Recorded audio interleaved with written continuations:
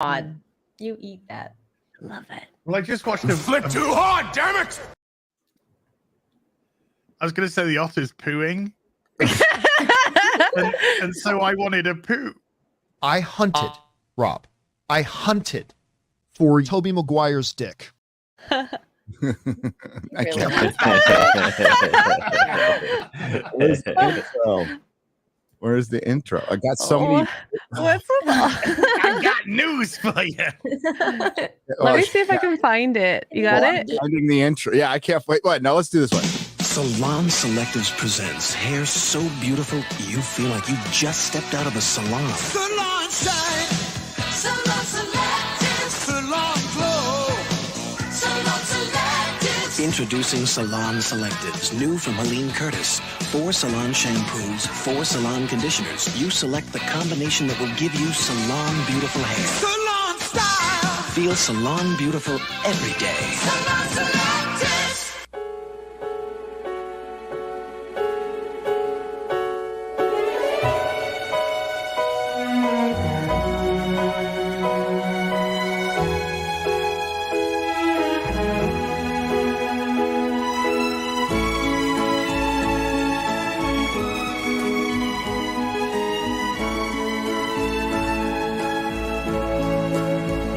The Young and the Restless. This portion sponsored by Oil of Olay.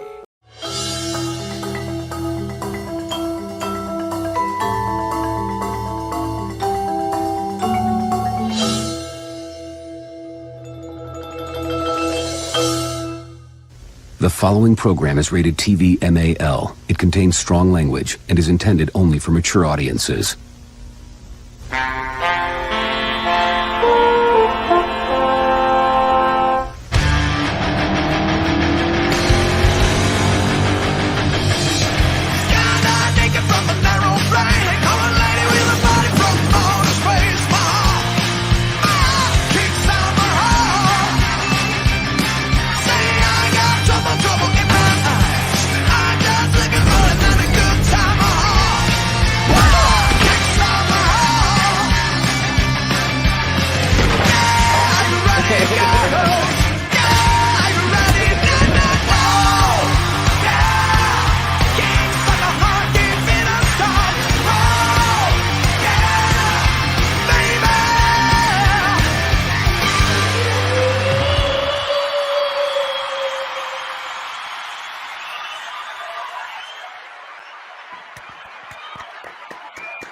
Yay!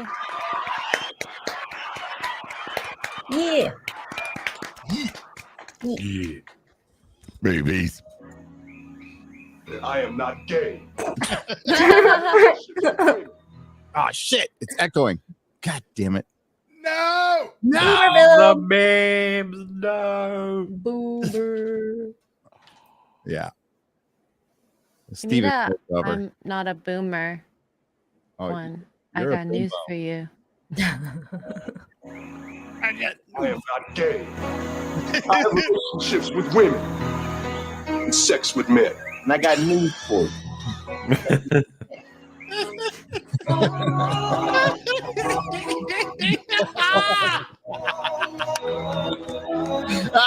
He's all right at the end. He's like, wait, I am. We need another one of these edits with him and Calibrimborn, like when he's like undressing him with his eyes. No, because that's right. No, the Gil-galad is correct. Because Oh yeah, because they're not gay. Okay, No. That's right. The Gil-galad's telling. He's just telling him. Fucking Cat Femron. news, Telling but him yeah. the truth. He's doing a Phoenix from Marvel and going, "Hey Bobby, you're gay." What? I got news. Yeah, I just made you gay from my mind, and you're gay now. You're gonna turn into a femi boy from here on in. And you're gonna go to gay bars with leather straps on you, bopping away. Gay bar. Because that's who Bobby was. Hey, speaking of the LGBTQ plus community, it took all of 48 hours for the first article to come out that's saying House of the Dragon has the gay problem. Oh, what's the gay problem? No, one of the gay guy got his face beaten into a like imagine a watermelon. Yeah. Oh no. Thrown off. He did. He very Oh dead. yeah. Oh, that's like that one time That's when like Saudi Arabia. Oh, Yeah, just like that. That Or one Iran. time in Saudi Oh my Arabia. goodness. That one time this morning. that in one Saudi time this Arabia. morning when I was just okay. No. Never mind. It's What? all gone now. My brain lost it. Were you gonna say it? Were you gonna talk about it? Yes, I was gonna talk about it. That's exactly what Yeah, it was. saved MauLer you. read my mind. Yeah, when it killed someone that was gay, and everyone was like, "Oh my god, what a Dude, that was- homophobic movie!" That might be the best example because it was just like an opening kill for a horror movie, right? Just your Yeah. average person is doing person things and then gets killed by the horrible monster, and it's like, oh my god, horrible monster. But this was like, wait a minute, was he gay? Yeah, You're like, yes. They're like, We can't- wow. We can't kill gay people anymore in movies. They have to be immortal. So that's fun. It's like a reverse Chucky. Remember when Chucky, when the TV series that's ongoing, he talks about his queer son or non-binary son or something, and people are like, that's Wait, really good. He's a fucking murderer. Yeah, but gay. He's a Because he's murderer got now. a non-binary son, you're like, It's only killing people who deny climate change, okay? wait, Chucky has a non-binary cold here, son. Gary. But He's Chucky sort has of a son? like a queer son or a non-binary son or something. I That thought is Chucky a was horror killer story. doll. Why does it have sons? Like, Seed of Chucky, right? That's a movie. Oh, that Oh, was I a love scary Seed of movie. Chucky. That was great. That was a good movie. So they were they were praising that, and I'm thinking, wow, priorities are really fucked up. I think Look we're at- so bad though. Like we're missing the days where they made puppet murder movies. Yeah, Yeah, they're man. I remember Bring Bride it of back. Chucky. I loved it because I was like, finally, a female like puppet murderer. Representation. You You felt I can Finally. see myself Finally, I as can a see doll that myself. murders things. Hey, I want to murder men too. I think that's just every leftist dream. Yeah, it feels weird because like you could kind of trace this across the years. I was good old, I was not exposed to TV tropes until the internet, and then I was like, let's have a look, see. And one of the first ones I was interested in checking out was the Buffy ones, obviously. And I was loath to find out that a huge criticism of season 6 was you killed a gay, and I was like, wait, why does that matter? And it's like because it reduces overall representation, and it sets a horrible precedent, is how they would argue it. Was that a lot of gay characters that turned up in 90s and 2000 shows would end up getting killed, and it was called bury your gays as a trope. And I say was because, as far as I'm concerned, it's over. If that were a trend, it's done. Like it doesn't happen anymore. To the point where I can't remember if we talked about this, Gary, but when Stranger Things, the second half, if you will, or the second part of season 4 was coming out, me and some friends, we were just talking about who do we think is going to die, who do we think is going to live. We were all very, very certain that Steve would meet his end maybe this time around. And I was checking the subreddit, and of course everyone's talking about it, putting odds on it, and like Steve's odds weren't great. Eddie's were like definitely dead. Basically, a lot of people were like, it makes too much sense, he's probably going down. But mysteriously, the gay character was 0. And everyone was just like, nope, she's not gonna die. Nope. No. And some people in the thread were like, why wouldn't she die? And it's like, she's gay. They wouldn't kill a gay character. That's not gonna happen. And so I mentioned it in our little thing. It's just like, yeah, it seems like the reverse trope has happened now, where storytelling is getting affected in a bad way, that gay people are protected. yeah, there is one. There is one. Black men, gay black men. That is the new trope. Well, they get protected, or No, that's they just as a trope. male into a show. There, I mean, there's a 50% chance he's going to be gay. Like that is a trope. Eric July's brought it up. Jane Theory and I talked about it on the House of the Dragon thing. It's just that's what's been going on. What's behind that? Well, I think it's actually a little racism going on there. Racism, kind of Racism. weird version of it.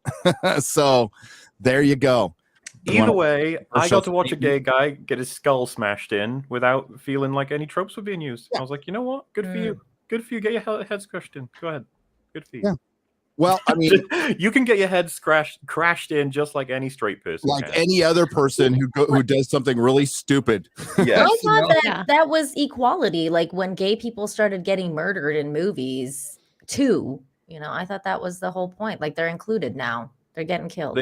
There was an assumption that they were getting killed disproportionately, but as far as I watch a lot of shit, and I don't know, I feel like everyone's dying around about the amount of times they should be. I don't know. I wasn't keeping score, I guess, but yeah. Wasn't there a formula? It was like the black guy first, then the hot girl or the hot guy. Yeah, and the then slutty girl is often the slutty girl. Slutty girl. That's what. Slutty girl. Yeah. So there was always a formula. Yeah, which I think Cabin in the Woods makes fun of that. I think a lot, doesn't it? Yeah. Scary Movie makes fun of that. That was funny. Cabin in the Woods is a good movie. It was a great movie. Yeah, that was a good movie. Damn good movie. Who wrote that? Drew Goddard. Cabin in the Woods? Yeah. Didn't Drew Goddard write that? I thought it was Joss Whedon. Joss Whedon. It was some Joss Whedon people, but I'm pretty sure Drew Goddard, the guy who did Daredevil, wrote that too. Pretty sure. Did it? Oh, I thought it was Joss Whedon. Yeah, Drew Goddard and Joss Whedon. That's what it says. Screenplay. Okay. We can both wiggle the fingers. Yeah. There you go. Yeah, any of you guys see Nope? I did. Nope. Nope. I think those movies try to move away from the stereotype of black guy dies first. But there's a couple things I liked in that movie. One of them was when he sees the enormous UFO above him that's ready to swallow him whole and eat him. He looks at it and then just goes, "No, nope." Just goes back inside his car. Yeah, that was funny. I was like, yeah, that would be my reaction too. Like, nope. Camera out. If I'm gonna go start live streaming right there. I'm gonna go. Just set up a live. Hey guys, see it. Yeah. It knocks out all electricity, Gary, around it. So nope. You can't use. That's the whole story. It's pretty. You'll have to get like a analog streaming setup of some kind. Spin a wheel, like a little crank. Mine will work. It'll work for me. I thought it was creative, but it gave me a lot of Signs vibes. MauLer. It was Yeah, I could see that. It's probably the one I like the most out of Get Out, that and Us. Seriously, nobody should ever have to see Us. That is one of them. I didn't watch Us, but I watched Get Out. Stupidest fucking shit. But I haven't seen any of them because I'm racist. There's some stuff I liked in Nope. Some stuff. There was stuff I already knew that as. Welcome to the Real BBC, everyone. My name is Gary Whistler. Coming to you from Nerdrotic.com. Hi. Lots of Rings of Power stuff going on. Put out more content this month than I have in the last, for months. I haven't put out this much since like Rise of Skywalker. You haven't put out this much? I know. That's what he said. Hey, Lena, you got there first. Dang it. That's what she said, X-Ray girl. Oh my God. What's going on with me? Who is this she? She says a lot of things. Lots of BBC going a lot of on quotes. Here. It's probably me. Yeah. Misses 3 hours sleep because she was up late doing her BDSM with Mark. Yeah. Oh, yeah. That's what was happening. She's got the bruises to bruises. She does. She does. Yeah. God, Mark. Hello, Mark. Exercise Happy birthday, Mark. God damn it. People are asking why I even saw Nope. I saw it specifically because ER put a review out of it, and I was like, I want to see the film so I can watch his review and have more fun. And I did. ER's review is good. There you go. He's a Nazi. Apparently, some people do that for my videos as well. Even though my whole thing is like, you don't have to. Don't go and see Multiverse of Madness. Don't. No. Just don't do it. Watch Rings of Power. We got you covered. Oh. How was Quantum Leap as? Oh, boring as shit. It was really boring. You watched it? Yeah, I watched the first episode. I wanted to see. You reviewed it? Yeah, it's up. Yeah, I just put a review up about an hour before this stream, and it's very boring. They just bypass all the sci-fi, and it's just feelings and hallways. Oh, and it's not compelling. And the lead guy's okay; he's all right, but the rest of the cast, and Ernie Hudson's really good because he feels like he's acting, but the rest of the cast, they got that stupid bloody person from Cowboy Bebop and which one? Sandman, the non-binary. And they're just a joke, terrible in it. There's a woman who's the security chief who's so bad in the first episode that she even tells her boss to fire her in the first episode. That's how bad she is. That sucks. There's a mystery to be revealed. I can't tell you why I stepped into the quantum accelerator, and it wasn't meant to be him that stepped into the accelerator. It was meant to be the woman that's his hologram. She was meant to be the leaper. He was meant to be the hologram, but he mysteriously went into the accelerator and left a recording because he's now got amnesia. He left a recording saying, "I can't tell you why I went into the accelerator, but it'll be explained over the course of the TV series, I guess." Are you gonna cover the whole thing? It did a really bad rating on NBC. It did 3.5 million. I'm so shocked. That's honestly more than I thought it would get. Yeah. Well, this is a major network. We're not talking. This is I free had to ask television, people from America about this, and they were just like, "This NBC is no." What's the time slot? It went up against Monday Night Football, apparently. Oh my God. What? So that's why it got killed. Which genius thought of that time? That means someone's looking to kill it, maybe.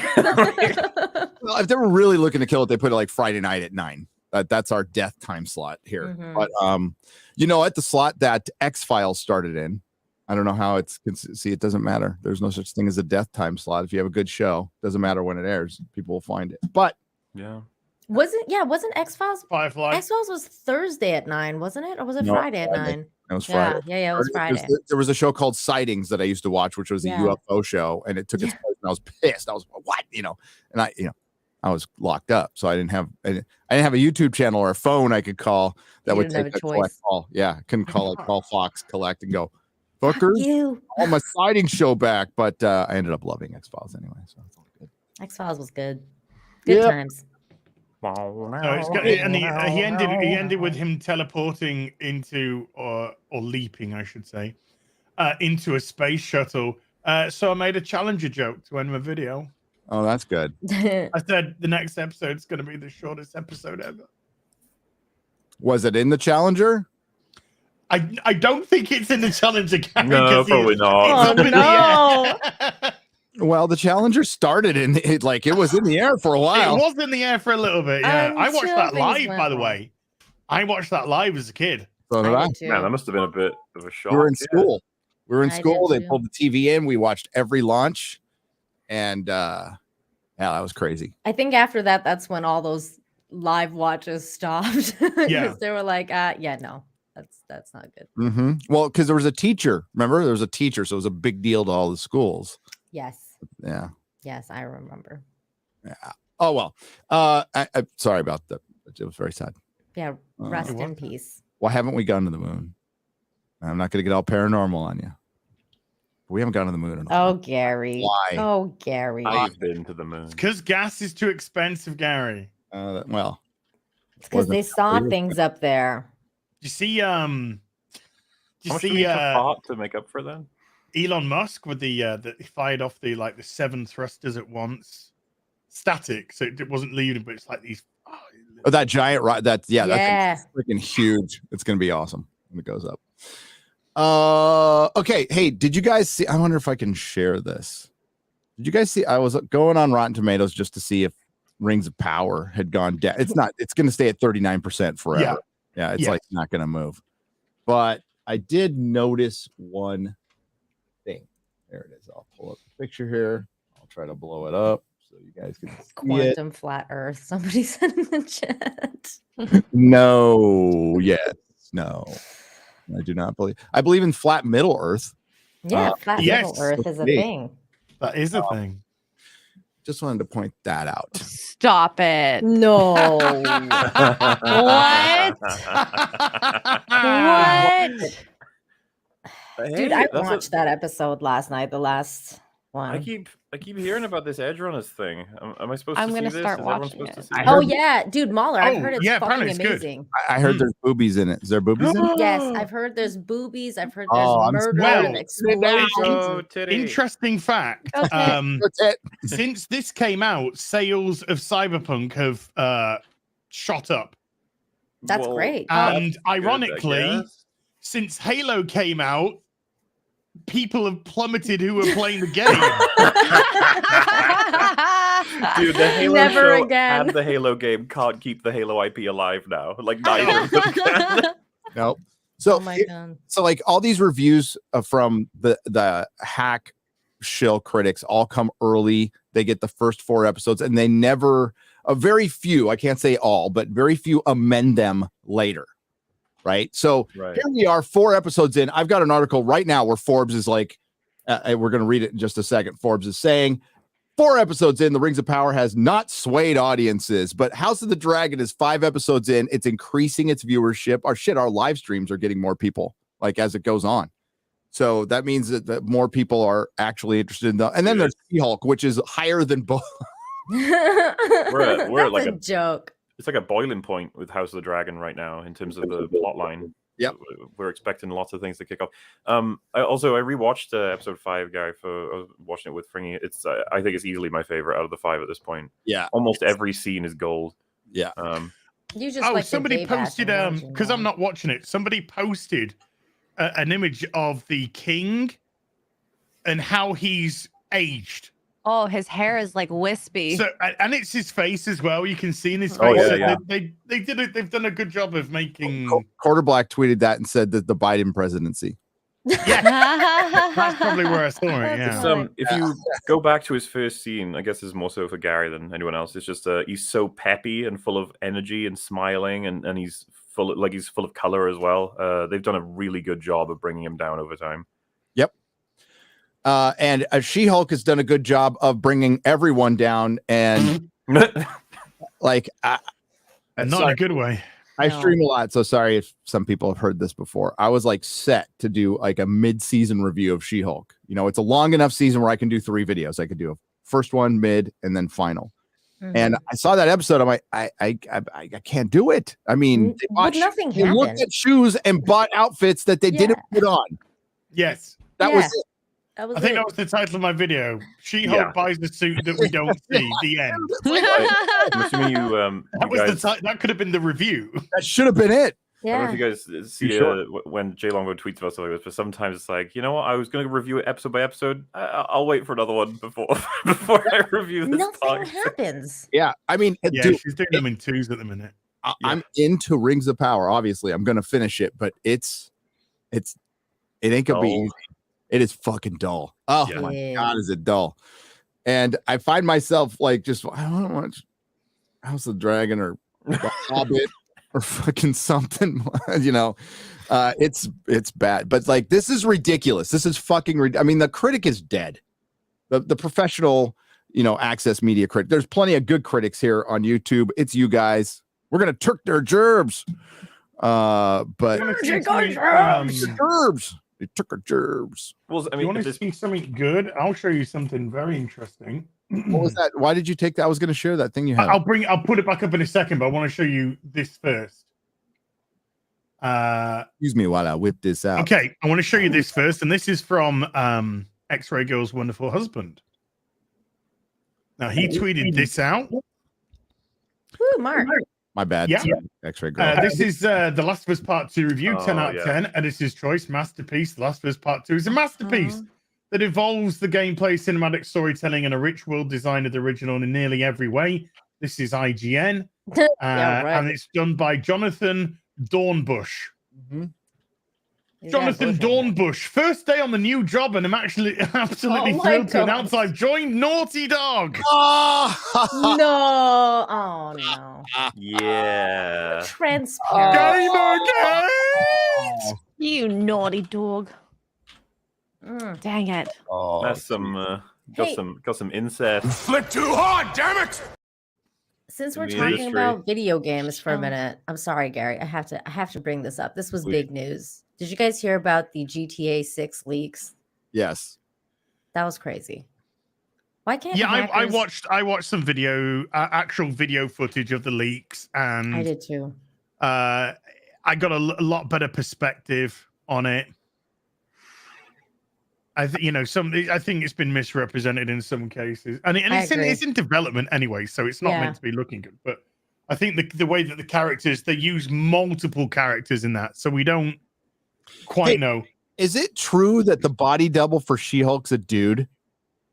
I saw I don't know. I don't know. I've seen Tatiana Maslany in like the mocap suit, but I'm assuming she might not be the only one that does it, right? Because Josiah put up a video, but I don't know if it's like real. If anybody can verify that there's a guy like on a TikTok going, yeah, but it could be a fucking troll. I don't know. I know who was a guy doing a woman. It's not like we've had that before, Bobble. Oh my god, they're putting the Taskmaster in the Thunderbolts. If I was Marvel, I would just never talk about that character again. And that proves that they're dead. They are fucking tone deaf to their entire audience. Nobody like that. Not even the fucking shills. Dude, you have the one that nobody likes, and then you go Ghost. Nobody knows who Ghost is. Everyone's like, wait, what is that a new character? It's like, no, it's from the movie no one remembers. Everybody calling Ghost a dude. That was my favorite part. Like, I put that picture and I said bottom of the barrel, and some idiot on Twitter was like, there's literally one woman on that picture. I'm all, dude, there's 4 women on that picture. Yeah, there was 4. Don't even know who they are. Yeah. Look, I love how we know it. Like, it's our job to get this shit right. So, like, of course we know, but like, oh, fucking hell, the fans don't even know. No, especially the picture of Julia Louis-Dreyfus, which is clearly a woman. There's 2 that are clearly women. What did you miss? So what do we got here? Okay, so I've muted the music because I don't know if it's copyrighted or not. So I've muted the music. Melanie Mack tweeted this out. This is some last saying you don't need to have CGI to be a She-Hulk and She-Hulk size. Just watch this video. Pretty cray. Because looks like a nice petite little woman. She's hot. Oh boy. She's tall and hot and proportioned. Whoa. And She-Hulk. Wow. Okay. Dude, they legit could have done it this way, and I think the show would have had more respect from people. Dude, absolutely. Like if someone could have said like, oh, it's paint or whatever. Like it really look doesn't matter. X-Men when Mystique, Mystique 8 hours in makeup. Fantastic. Yeah. Right? So amazing. Rebecca Romaine. Yeah. And she looks so good. Yeah. And then Jennifer Lawrence tried to, and it just didn't work. No, Yeah, she's not Rebecca Romaine. Stamos. God, I wish those kids would get back together. I think it's because they're trying to say that, like, oh, she can't like grow, like, you know, and so therefore we have to do this CG, and it's just like, like you guys are so lazy. Just figure it out. For one, with She-Hulk, you don't need to go back to Jennifer Walters. Once she figures things out and becomes She-Hulk, she pretty much stays She-Hulk. A lot of the comics, she's just freaking She-Hulk all the time. Just do that. Yeah, but that costs them money, Gary. They can't be able to do the CG all the time. It would be cheaper to teach that girl how to act. The one who was just in it. Oh, yeah. Gal Gadot can play fucking Wonder Woman. That girl can play She-Hulk, okay? Listen, she doesn't have to do that great of an acting as long as she nails it in terms of the look. Look, Gal Gadot is insanely beautiful. Right, Gal Gadot. Well, however you said, but she's insanely beautiful, so she can have a terrible acting as much as she wants. She's just like, you look at her, you're just like, I'm a believer. Fucking, I am a believer. And I saw her boobs. Then I saw her legs.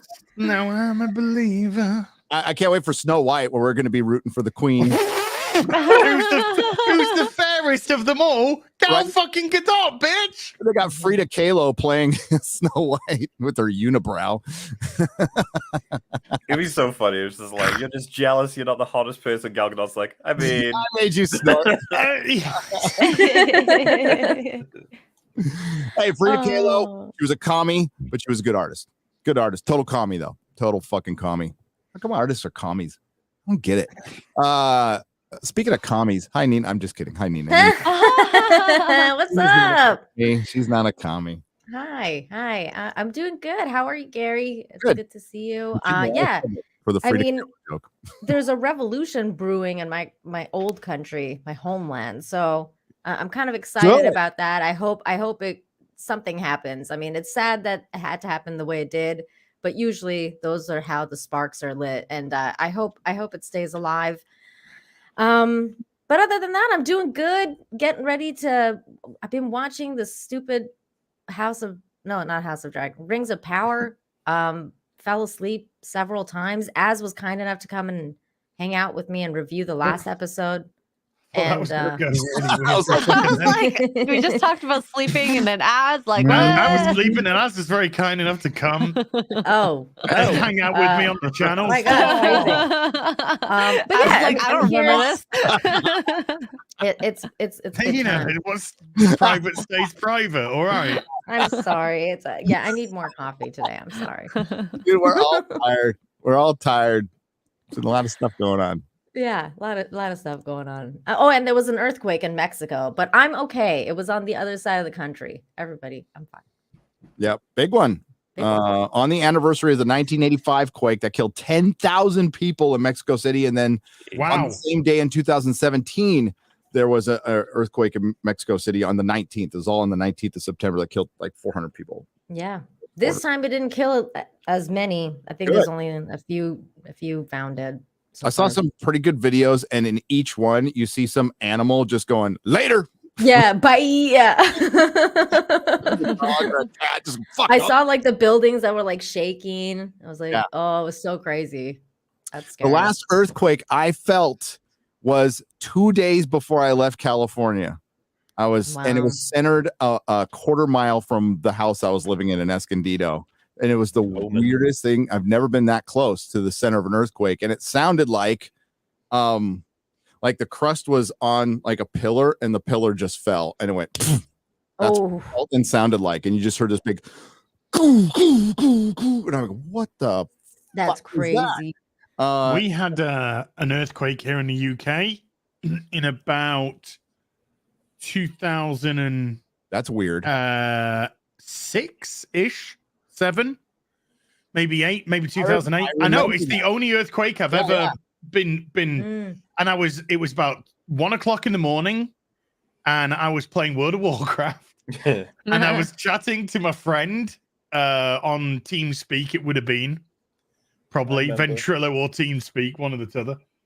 And then suddenly my bed just started jumping up and down off the ground. I'm like, and then he went, what was that? And I was just like, and he lived like 200 miles away from me.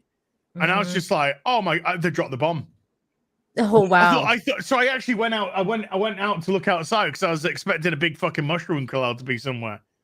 And no, it was an earthquake, and it was felt pretty much all around mainland. As the only thing you're not supposed to do in both situations, like you're not supposed to go near windows or glass if a bomb is dropping or if there's an earthquake happening. So don't do As a don't do Thank that. you for that advice.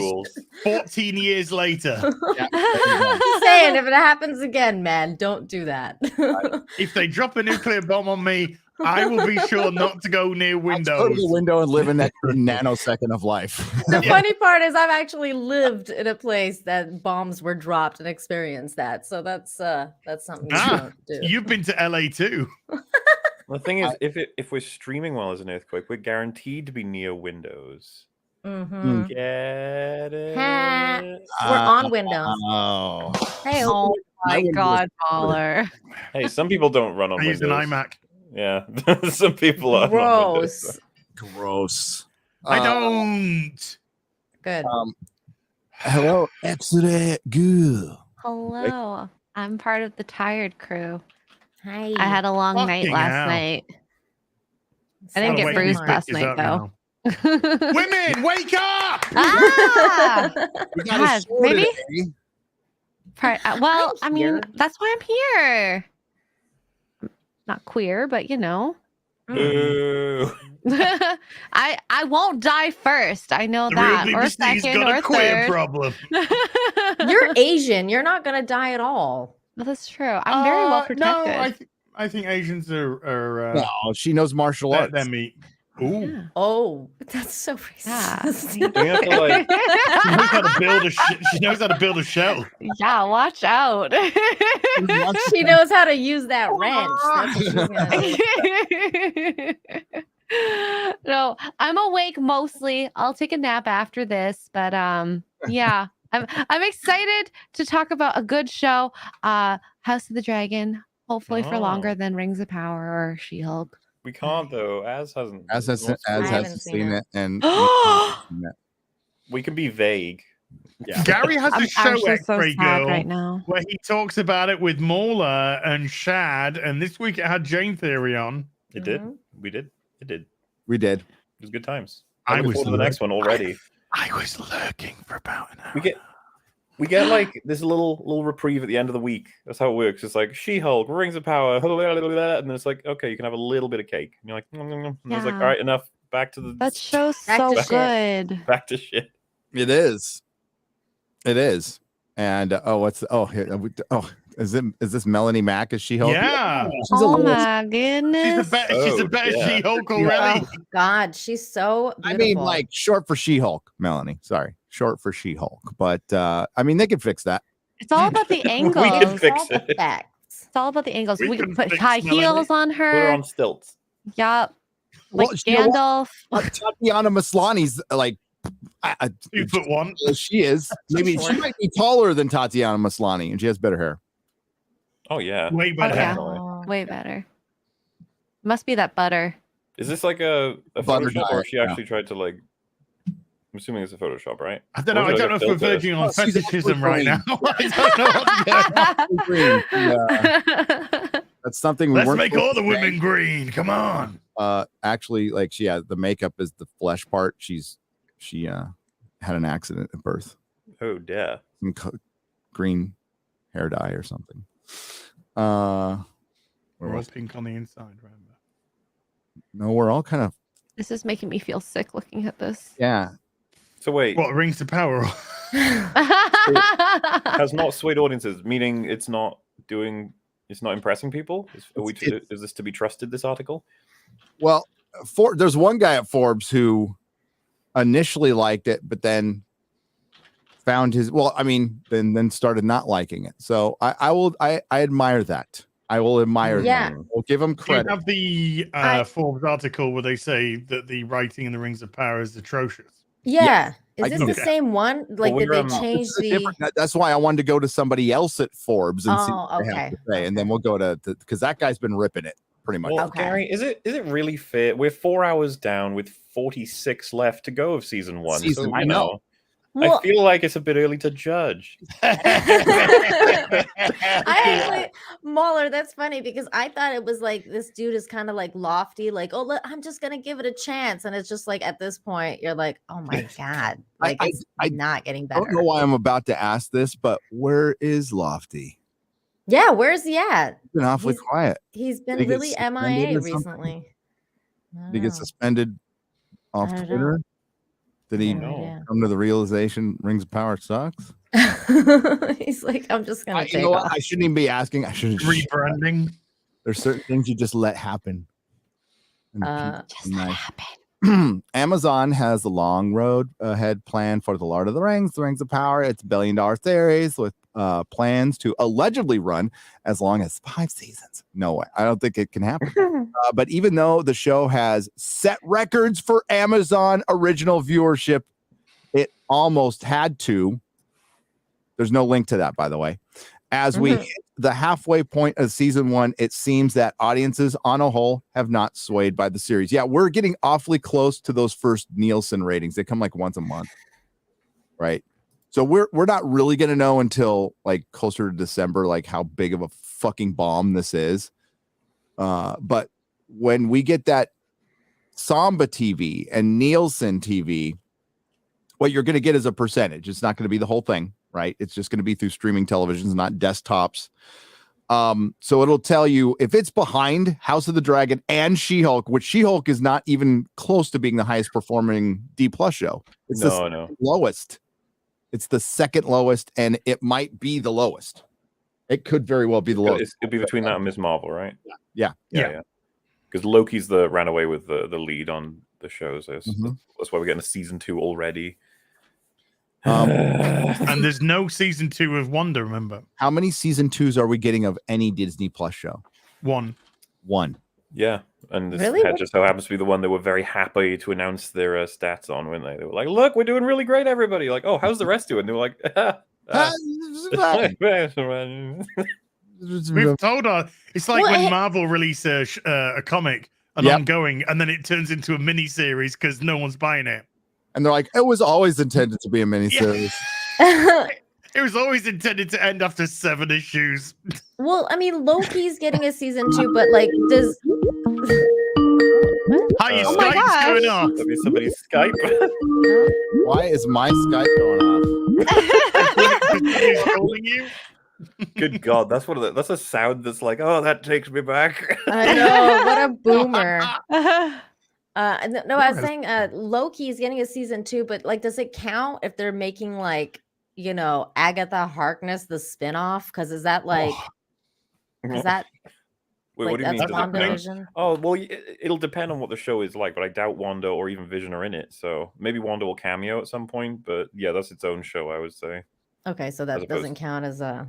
No. WandaVision season 2, I mean, narratively speaking, it was probably never going to happen. However, if it was the most successful runaway show, they probably would have done a season 2 and just fucking dragged it back into the fucking tower. But I think they did, to the MauLer. dome. Their season 2 was Multiverse of Madness. That's basically what it Ew. was. Because Yeah. it was though, because except it was without Vision. It was the continuation great of that choice. story. The whole, like you they mean the legit whole forgot he point of existed. WandaVision Mhm. was just suddenly dismissed for fake children who she knew for 2 days? Yeah. I can't believe even the behind the scenes they didn't address that. Nobody mentioned him. It's like they just wanted him to be memory hold. Like he never happened. He was never a thing. It's like, but he was a thing in his show called WandaVision. Vision. Yeah. I mean, that was my only question throughout the whole movie. Where the fuck is Vision? That was one of the things that even the people who adored Multiverse of Madness couldn't deny. They were like, "Yeah, that was a little odd that he just wasn't mentioned at all. That was a bit weird." It's like, "Yeah, a bit weird. Yeah, a bit weird." Just a Might even tad. say it's kind of a character assassination. They'd be like, "No." How dare you? Apologies. I had Skype. I hate Skype. Fuck Skype. But I had it on because I'm on InfoWars. I think it's on today. No, I think it was yesterday. We recorded it on Friday, and I forgot to uninstall it. And it was some fucking bot porn thing calling me.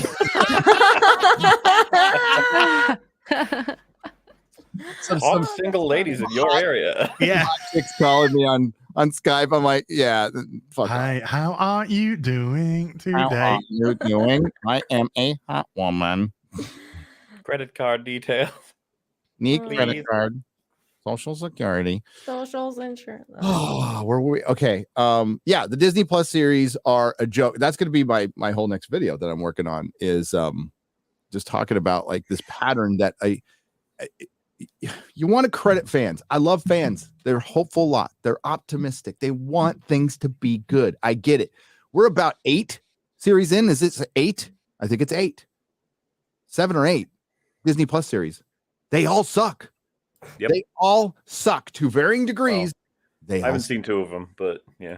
Yeah, I only haven't seen Ms. Marvel, and that's it. I didn't know finish enough about Hawkeye. Miss Marvel to where I would not like it. I didn't think it was very good. It was well put together. But like it probably would end up being better than She-Hulk. She-Hulk's bad. Well, And this is what I was talking about if She-Hulk's the worst one, which could be true. I'll read it again. Hang on. Drinker tweeted this out too. We talked about it on Friday Night Tights. Where is it? I want to give you the quote that he left out because he's nice. The Drinker's nice. So Miss Marvel was supposed to come out around She-Hulk when She-Hulk was supposed to come out in June/July. But the show was in such bad shape, really fucking bad shape. They decided to delay it and push us way earlier. So we had to rush all of a sudden and come and come on our shitty fucking date, quote unquote. So we had to rush it to get out on the shitty fucking date that things happen. So people were working on the way Disney Marvel does things. This is a little spoiler for my video. And I've talked about it before. They don't hire showrunners. What they do is they cast those directors and they go, look, we have a Muslim director for Miss Marvel, or we have an Asian female director or showrunner and writer for She-Hulk. And they have to act as basically the showrunners, but they don't write all the episodes. So they get cheaper talent like Dana Schwartz to come in, and then they hack up a fucking script, and then somebody like Jessica Gao or the people who worked on Miss Marvel need to cover for Basha K. Ali, who say, for example, wrote one draft of a script and fucked off to Netflix, wouldn't return phone calls. So like in the middle of that, they're like, we have to redo everything. We have to reshoot everything. So there were reshoots. There absolutely were reshoots. There were reshoots for She-Hulk. They had to restructure the entire fucking series. And yeah, that's why they're shit, because they put like really minimum effort into it. Like, and then they're 23-minute episodes. I mean, and people are, you know, we have the stands and the bots. Like, come on, they're bots lapping this shit up, by the way, in the beginning. And then they get quiet as time goes on. And this has happened 7 or 8 times in a fucking row. Like, it's not going to get better. Now, like Andor, by all accounts from everybody, is the big turner. Like, oh my God, yeah. There's a point where you get to apathy. Like when we're pissed and we're raging on a show, that's us caring. We still care. We still care. I want good Marvel. I want good Marvel. I'd love for my friends who like Star Wars to have good Star Wars someday. But okay, so what if you get a good Andor? What does that really mean for the entire franchise? Is that going to bring the normies in? Fuck no. Apathy is set in. So we are it's entropy. These are franchises in entropy that you cannot stop now. It's past the point, way past the point of no return. So you're just going to get this just degrading. You might get some better shows. They might actually improve things towards the end, but look what happened with Ghostbusters Afterlife. Now, they didn't hit it out of the park on that one. I'm going to freely admit it, but it was still better than Ghostbusters 2016, and it didn't do that well. It really didn't do that well. It brought back the fucking Ghostbusters at the end, sure, but it still didn't do that well. And I think part of that had to do with 2016. Like, people were just like, I'm fucking done. Like, you got me once, not going back. This is a video that I did back in March, and this is from behind the scenes of She-Hulk. And one of the quotes is, I've heard not good things behind the scenes and asked whether it's Moon Knight or Ms. Marvel or Secret Invasion or any of these projects. They are always like, She-Hulk is the one that could be the problem. Yep. I've heard it from people working on it, from people actually working on it, who were just like, we'll see. I think that's a lot of Marvel things, honestly. And you know, where it's just like, ugh, this could be really stupid. Like, we'll see. I'm sure people making Guardians of the Galaxy felt that way, right? And most of the time, Marvel pulls it out. But there comes a time where they won't. That's just the laws of movie making, the laws of numbers. So that's interesting, right? Because I think Scarlett Johansson said she felt a bit like that on the set of Avengers, that it felt silly, but hopefully it'll work, and it worked wonderfully. And then Guardians, yeah, I could see that happening with everyone in their outfits and how crazy and silly the story. But She-Hulk is like, they're like, yeah, but maybe this really won't work. When Guardians was announced, like I was at the comic shop and we were like, what? That's like, I love the comic book. Absolutely adored the comic book. It's one of my all-time favorites of the modern comics. I think the Guardians book, which that movie was heavily based on, was fantastic. And I'm like, dude, there's a talking raccoon in a tree that goes, I am Groot, all the time. I'm not really sure if they can pull this off. And if they can, that's a miracle. And they pulled off a miracle. Do we ever get any knowledge on how that was? It that James Gunn pushed for it to happen or something? Because it does seem like something that they wouldn't have done, especially in phase 2, where phase 2 felt like the safety phase. I think they had more creative freedom because they were in, this is just my guess, they were in a transition between the sale of Marvel still to Disney and still of the old guard from Paramount. Remember, like, Kevin Feige didn't fully take over everything. Like, Perlmutter was still there. So they had to try. They still had to prove themselves. Especially to Perlmutter, who was like a cantankerous asshole. But sometimes you need a cantankerous asshole. And Kevin Feige threw that guy under the bus and was able to dethrone him from his seat on the board. That's how much power up. And Kevin Feige at the time was just a movie producer, but that's how much power he had. The guy who owned fucking Marvel and sold it to Disney got removed from the board because of him, because of accusations of racism and sexism, blah, blah, blah. But I just like to remind everybody that they did try to make a Black Panther movie with Wesley Snipes, and that was Perlmutter. who tried to make that movie. So I don't think all of those accusations are true. I just think it was just because he was a Trump supporter. They were able to get rid of him. Holy shit. Somebody's just sent me a picture on my phone. Tits? And they're recommend it's incredible tits. Thank God it's not a fan fucking tastic. But they also sent another picture. And they're not recommended, but you know when you go on your front page to see your videos or whatever. Mm-hmm. And it's got us on the Real BBC, and next to it, right next to it, Kevin Smith is streaming at exactly the same time. We have gotten, at this point of this photograph being taken, 9,500 people watching.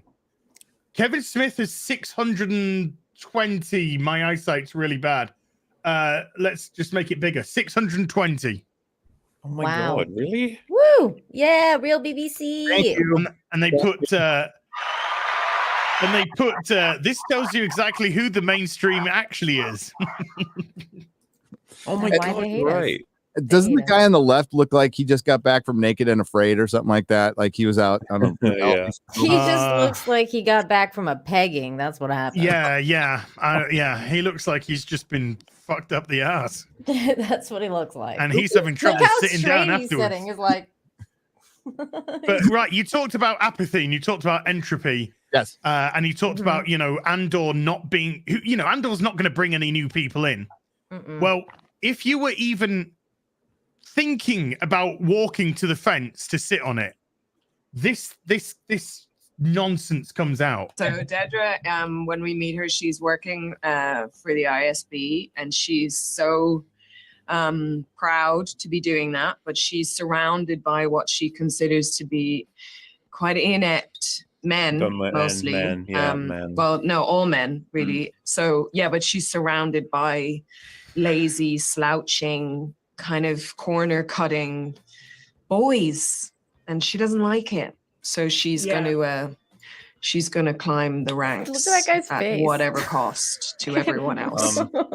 He's like, Hey, what? listen, okay, all I'll say before we jump on this is there are comments made after the episodes of House of the Dragon that we've opted to finally ignore because the content is getting ruined by them talking about it. So it might be the same thing here. Who knows? Yeah, but the point is, though, MauLer, those are coming after the episodes that you've watched. This is the promotional material. Oh, yeah, And leading into House of the Dragon, the promotional material had pretty much all of you. Like, I think we could be walking into a bit of a mess here. But you were pleasantly surprised by what you actually saw. But this is meant to walk me in to getting Disney Plus to watch Andor. And that just makes me... the evil galactic empire is progressive. the Nazis are progressive. Are we the baddies? The Nazis are progressive. When Disney is going to figure out that they are the empire in this story. Never. I'll get it one day. Maybe. But you know what? I hope Kevin Smith cries when he sees it. I really do. Kevin Smith cries when he makes his breakfast, for fuck's sake. Yeah, because we'll get the thumbnail content. I'll be completely honest though, if these promotional things were like really good, like they said really interesting things about how awesome a story is going to be, and they're focusing on telling a interesting story about character, I'd still be like, I don't know. I'll give it a chance, but I don't know. I mean, like Hollywood really needs to. It's the talent agencies. There's a lot of things behind this. Like talent agencies are pushing a lot of this too, because the talent agencies have the CRT diversity inclusion, like they all do. So that's why they're all pushing this. She is a brainless bimbo. Yeah, I'm going to say it. She is an NPC. She is an adult pretender. She makes believe for a living. She doesn't know shit. She doesn't know shit. She doesn't know what it's like to go work for 40 hours a week. Or talk about cutting corners. You work in fucking Hollywood. That's all you guys do is cut corners. But what do you think Disney does? What do you think Bob Paycheck does?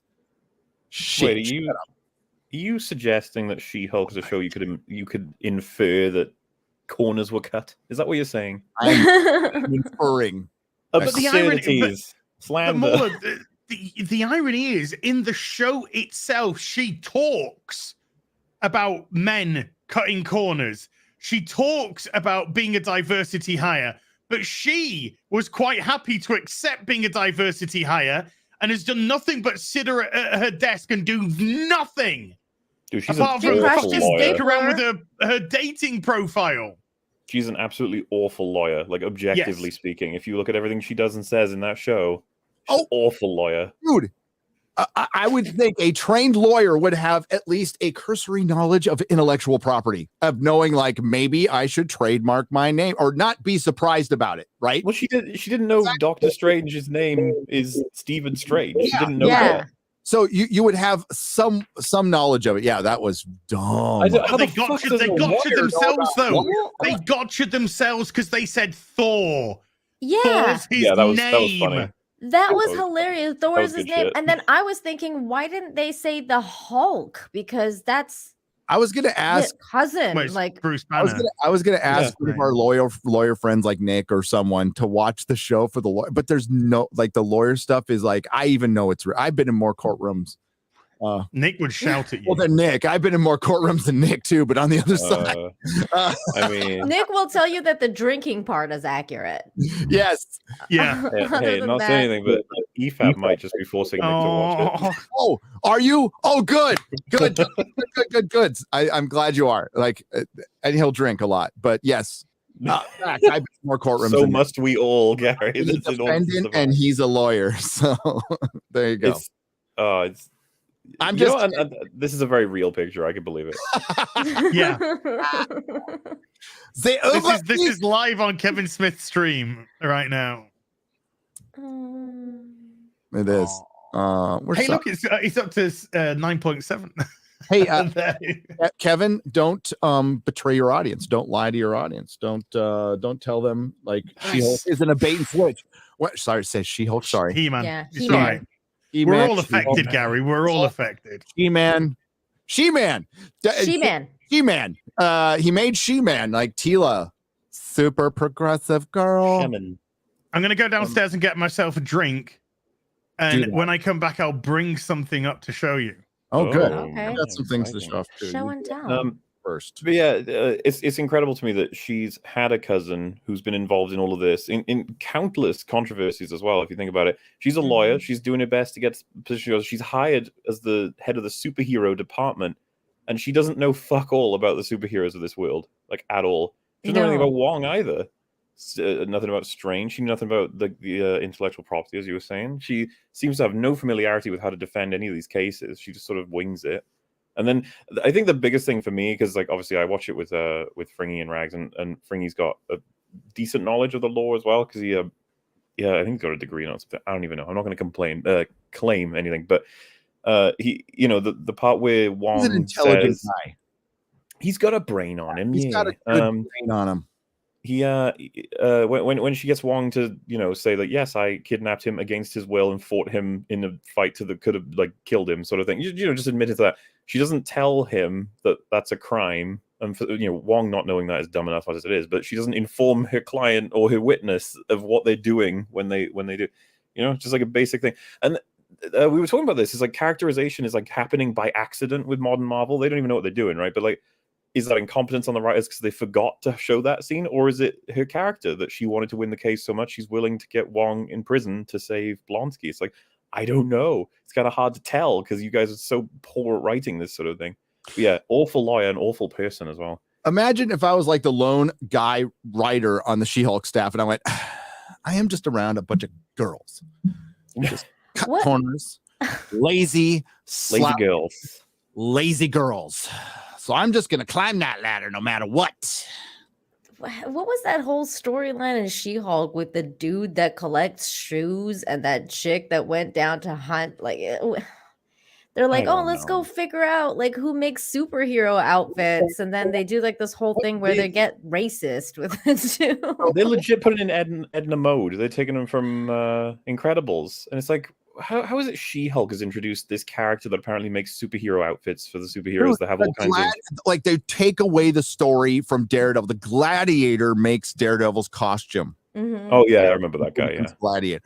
Yeah, and it was a fucking cool story, and they took it away. So, abandon any hope that Daredevil and Kingpin returning are going to be anywhere near as good as those, not. particularly 2 seasons of Daredevil, which are damn near perfect. And you know why? That's the thing Kevin Feige had the very least to do with. His name might be on there as an EP, but he had nothing to do with that series. Zero. They got Stephen DeKnight, they had Drew Goddard, they had people who fucking knew Daredevil and knew how to write. And you know what? The amount of talented writers in Hollywood is the same. It's the same. Its problem is they are now watered down with all this streaming shit with a bunch of hacks like Jessica Gao. Who when she gets given this job, just treats it like some sick. For one, she wrote for Rick and Morty, something like that. She wrote Pickle Rick. Yeah, Pickle Rick. She wrote Pickle Rick episode, yeah. Yeah. So do your research, and and the other guy hasn't done much better with Lower Decks. Well, dude, Michael Waldron wrote for Rick and Morty as well.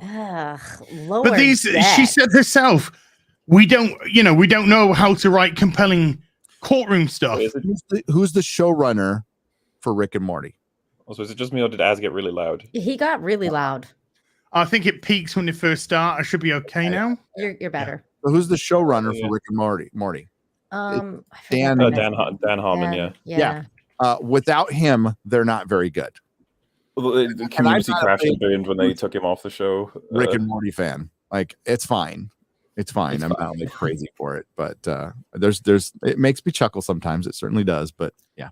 I haven't watched it since like season 4 or 5 because it started getting really lame. So I was like, Dan Harmon started getting really lame when he started losing it. When he got like TDS, he got TDS. He needed to go like get locked up. Like you could tell that guy, for one, drugs are bad. Okay, but talented guy. Have you guys see Community?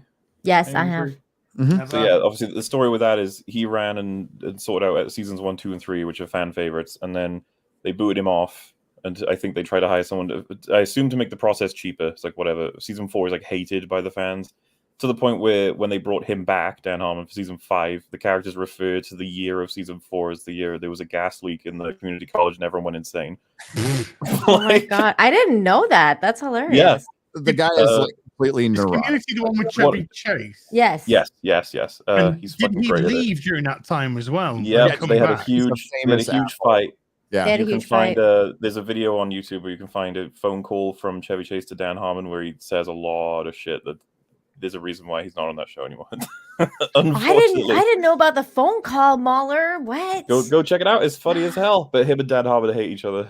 Well, they're both crazy. They're both crazy and famous assholes. So of course, I'm surprised it worked that much. So, but yeah, what do they even put like Chevy Chase phone call? I liked, you know what? I'm fine with Chevy Chase being an asshole, by the way. I think it's honestly, I'm fine with a lot of creatives being assholes. I am too. Bill Murray. As long as you have talent, I'm fine with you being an Bill asshole. Murray until he did what he did to Harold Ramis. That I used to love Bill Murray until he did what he did to Harold Ramis. Then I'm like, fuck you, dude. You're a punk. All I was going to say was just the Rick and Morty writers had Dan Harmon to, I guess, approve the scripts or edit the scripts or doctor the scripts, and so without that, I don't know, like these guys, because there's another one left, right? Who's doing? Are they involved in Daredevil? Someone from another Rick and Morty writer or something? Yep. Yeah. So it's like we're gonna be 3 strikes, I think, if the Daredevil writers shit as well.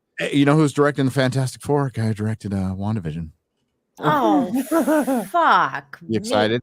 Oh, excited? no. Hey, I'm not excited. Would you guys have had John Watts instead of that guy? Yes, absolutely. After the No Way Home, I became a believer. I think he was like an indie guy, right? Until he got in, and I think he got his feet wet, and I think he pulled it off in the 3rd movie. So it would be better than this guy. I'll say that. Well, I was going to say, yeah, because I would have preferred. I would pick a couple of people before I would pick John Watts if I had my pick of people, but he would be better than this guy for sure. I mean, it would have been cool to see a Sam Raimi Fantastic Four, to be honest with you. Hell yeah! Oh God, yes. With like creative freedom and no Kevin Feige and Bob Page. I was going to say, I don't think we'll ever get any of that now. His tendrils are just wrapped around all these projects. Yep. Well, I think that's why they're delaying it. Like, they have the X-Men now, carte blanche, and the Fantastic Four, Silver Surfer. That's why. Why have they not? Why have they not like fast tracked that? Those are absolute money makers.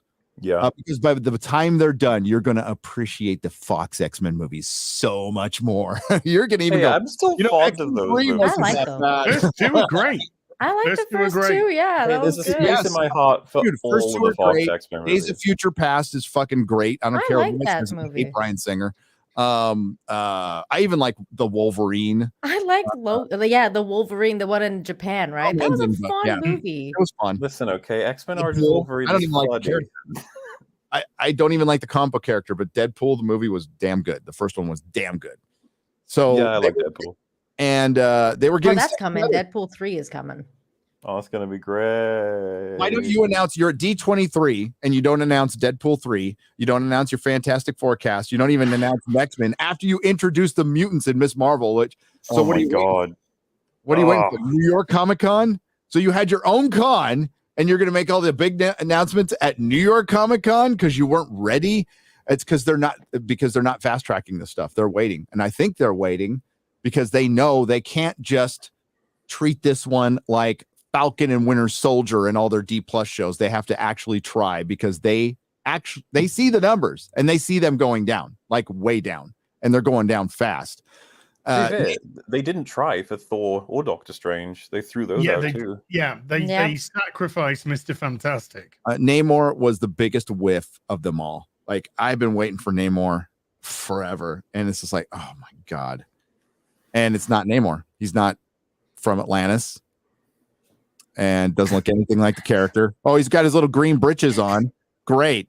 And I love what Marvel comic book artists are calling him out, going, he's kind of fat. I just remembered that we have also Shang-Chi and the Eternals as Marvel movies. By the way, I have a question. Has anybody mentioned the giant hand that's sticking out of the ocean that probably created a tsunami that destroyed 3 countries? She-Hulk. Yeah, She-Hulk mentioned it. They did? It was in a site, she was reading a newspaper or website, and the columns to the side, one of them mentioned, why is there a somebody CG'd it last minute because they realized that enough people were complaining that they haven't mentioned. Yeah, possibly. Wait, where's this hand from? Celestial from I didn't see it. Celestial almost forms. Basically, they borrowed one of the worst Doctor Who episode plots. Some other egg in the moon thing. It was an egg in the moon, and they decided to put a celestial in the middle of the Earth, and he was forming, and they stopped it last minute when the white guy finally admitted that he's a toxic white male, and he flew into the sun. Oh my god! Hey, Icarus flying into the sun is a genius move. It's poetic. Shang-Chi and Eternals are the only two I missed. Flying to the sun at this moment in time. No, I legit didn't believe it. Eternals saved lives. I thought it meant kissing. I'm not going to kill myself anymore. When I found out the character Icarus flew into the sun, I thought that was the funniest shit. I didn't believe it for a while. I laughed. I love the subtle nuance. It's what the fuck. Anyway, what was I going to say? Yeah, just the sight for sore eyes when we get to those Avengers movies and the Eternals meet Shang-Chi, who's there with Falcon, and I'm just like, why?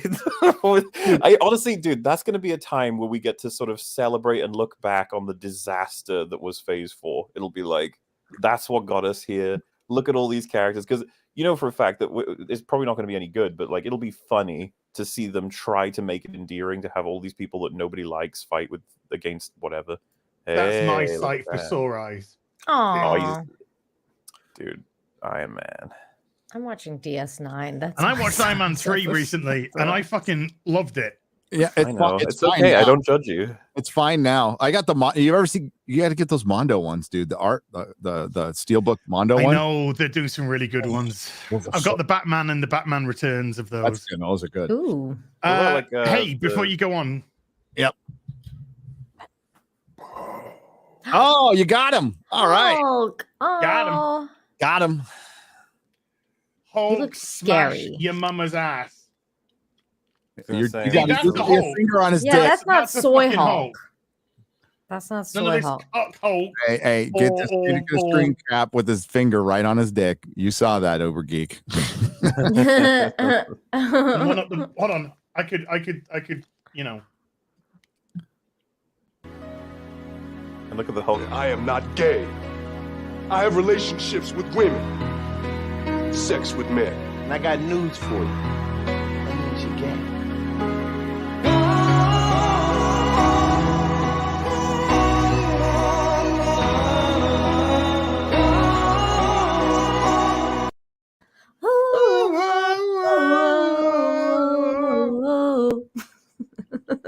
Thor's got his tentacles going.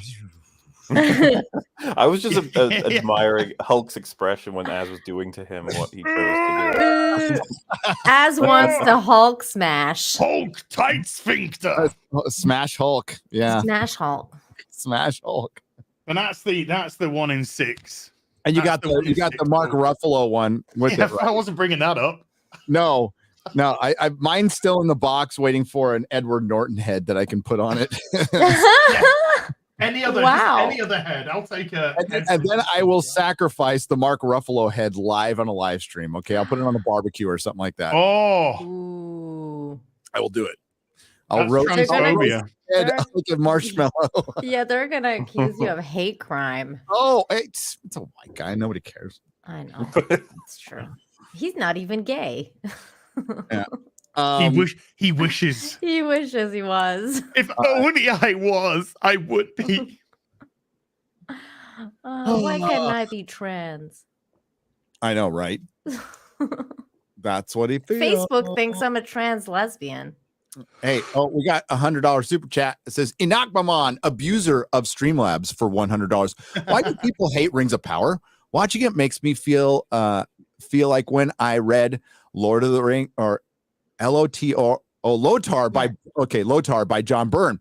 I couldn't wait to see when adventure Dirty Harry and RoboCop got into next. This makes me want to read fantasy. Conan by Curl E. Howard, Harry Potter by J.K. Simmons, all fantasy. J.K. Simmons. J.K. Simmons. Yeah, who knew? He made Harry Potter. Nice. Yeah. Well, I mean, that would explain why J.K. Rowling's other books suck. Absolutely suck. Her tweets are better, to be honest with you. Her tweets are fucking awesome. Oh, they are based. But it's woke on woke crime. So it is. Dude, it is. Remember when she complained about immigration and then she had an 18-room mansion? Remember when she retroactively turned Dumbledore gay because representation? Yeah. What's the point of 18? What do people do with these giant houses? Dude, ask Martha's Vineyard. I have to clean that or I would pay. Like, no. Exactly. It's just loads of expenses for no reason. No. Martha, why did you say that name, Vineyard? Who would want 18 people over at their house? It's like 4 is good. You know, some family, some close family. Why did you Gary, I know. Gavin Newsom during the COVID pandemic. Yes. Heyo. Oh God. He's thinking about running for president. Yeah, he's gonna run. He's gonna run. So. Why did they let these actors say whatever they want to the cameras? Where are the people to ring in these actors and say, hey, you can't say that on TV and you can't say that on Twitter? Asked Matt Fashion for 50 Canadian pesos. They're being told to say that. They're absolutely being told to say that. That is their handlers working. If you saw some of these people without their handlers, have you ever seen Robert De Niro like in his like TDS CNN or any political appearance, like Robert De Niro or Al Pacino? These are 2 of the greatest actors of all time. Dumb as fuck. You know why we like Anthony Hopkins? Anthony Hopkins is probably the greatest living actor right now is Anthony Hopkins because he's honest. He's like, don't ask me about these things. We're stupid. We're actors. Mm-hmm. So did the other guy too. The guy I'm spacing on the name. The guy that played Echo in Guardians of the Galaxy 2. He's been as fuck. Oh, you mean what? Are you talking about Guardians of the Galaxy 2, the dude's dad. Kurt Russell, thank you. Yeah, Kurt Russell. Ego. He's based. Oh, sorry, Ego. I'm sorry, I said Echo. I was gonna say, what the fuck? I have name problems. Kurt Russell's always been based, and that's why he's based. Awesome. He is awesome. He said the same thing about the clowns. Like he was like, we're just court gestures. Like we're here to do some work, and that's it, and that's fine. And it's not like you can't have your feelings. It's just when you say them out loud. What's up? It's just the greatest meme in the world ever right now. Oh shit! The Desi Thinker. I'll get right to you. Okay, I'll get right to you.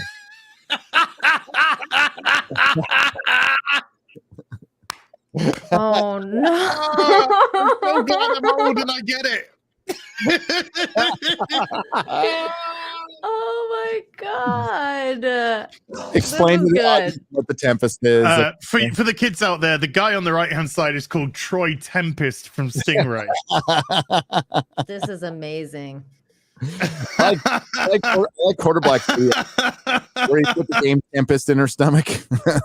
Yeah, I like, need to retweet and I this. was like the meme with oh my god, why am I blanking on his name? The one that goes, because I knew that video game. I'm like, I played that like Tempest. I was good at Tempest. I was really good at Tempest back in 1982. Yeah. Gonna need a quality check on that, Gary.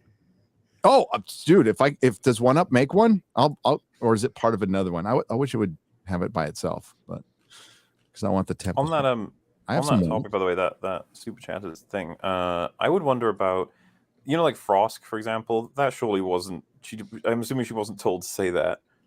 And if you remember, do you remember that interview with Ezra Miller and Gal Gadot from like I want to say like 5 years ago or something? Where it's Ezra Miller's a loose cannon, and I would argue that Frost looked like she was reading the teleprompter to me. You reckon? Yeah. I suppose because I think she worked with her staff to make that speech. To make that speech, and I think that one lady who left in June like championed it, and that's why she got her ass. She left. But, she was clearly reading from a teleprompter. Yeah, I always get a vibe of like fear from the other cast members when people go on these weird rants in front of them about like how men suck, and I'm just waiting for the day where one person just goes, "I disagree. I think that's not at all what the story's about," and I think that your point of view is actually a little bit narrow-minded. Like, I would fucking kill for the person across from them to say that ever.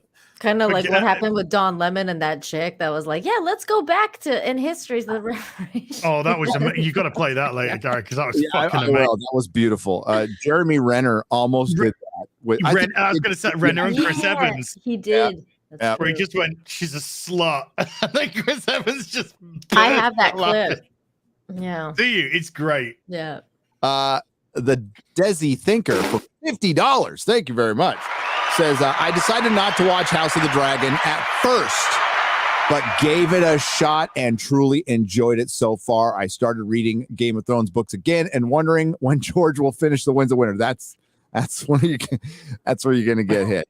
Depressing. Try to be careful with that. Yeah. That there is one more book to come after, and he is 71. Yeah, it's really depressing to think. Winds of Winter, I say the earliest it'll come out is next year. I said that like 2 years ago. I said 2023 because I don't think he started it until a couple of years ago. I think he had a bunch of holdover from A Dance with Dragons. He had a bunch of chapters he held over from A Dance with Dragons, and then he rewrote those. Then he's finally finished a couple of perspective chapters. So I'd say he's probably halfway done. He's working on it, though.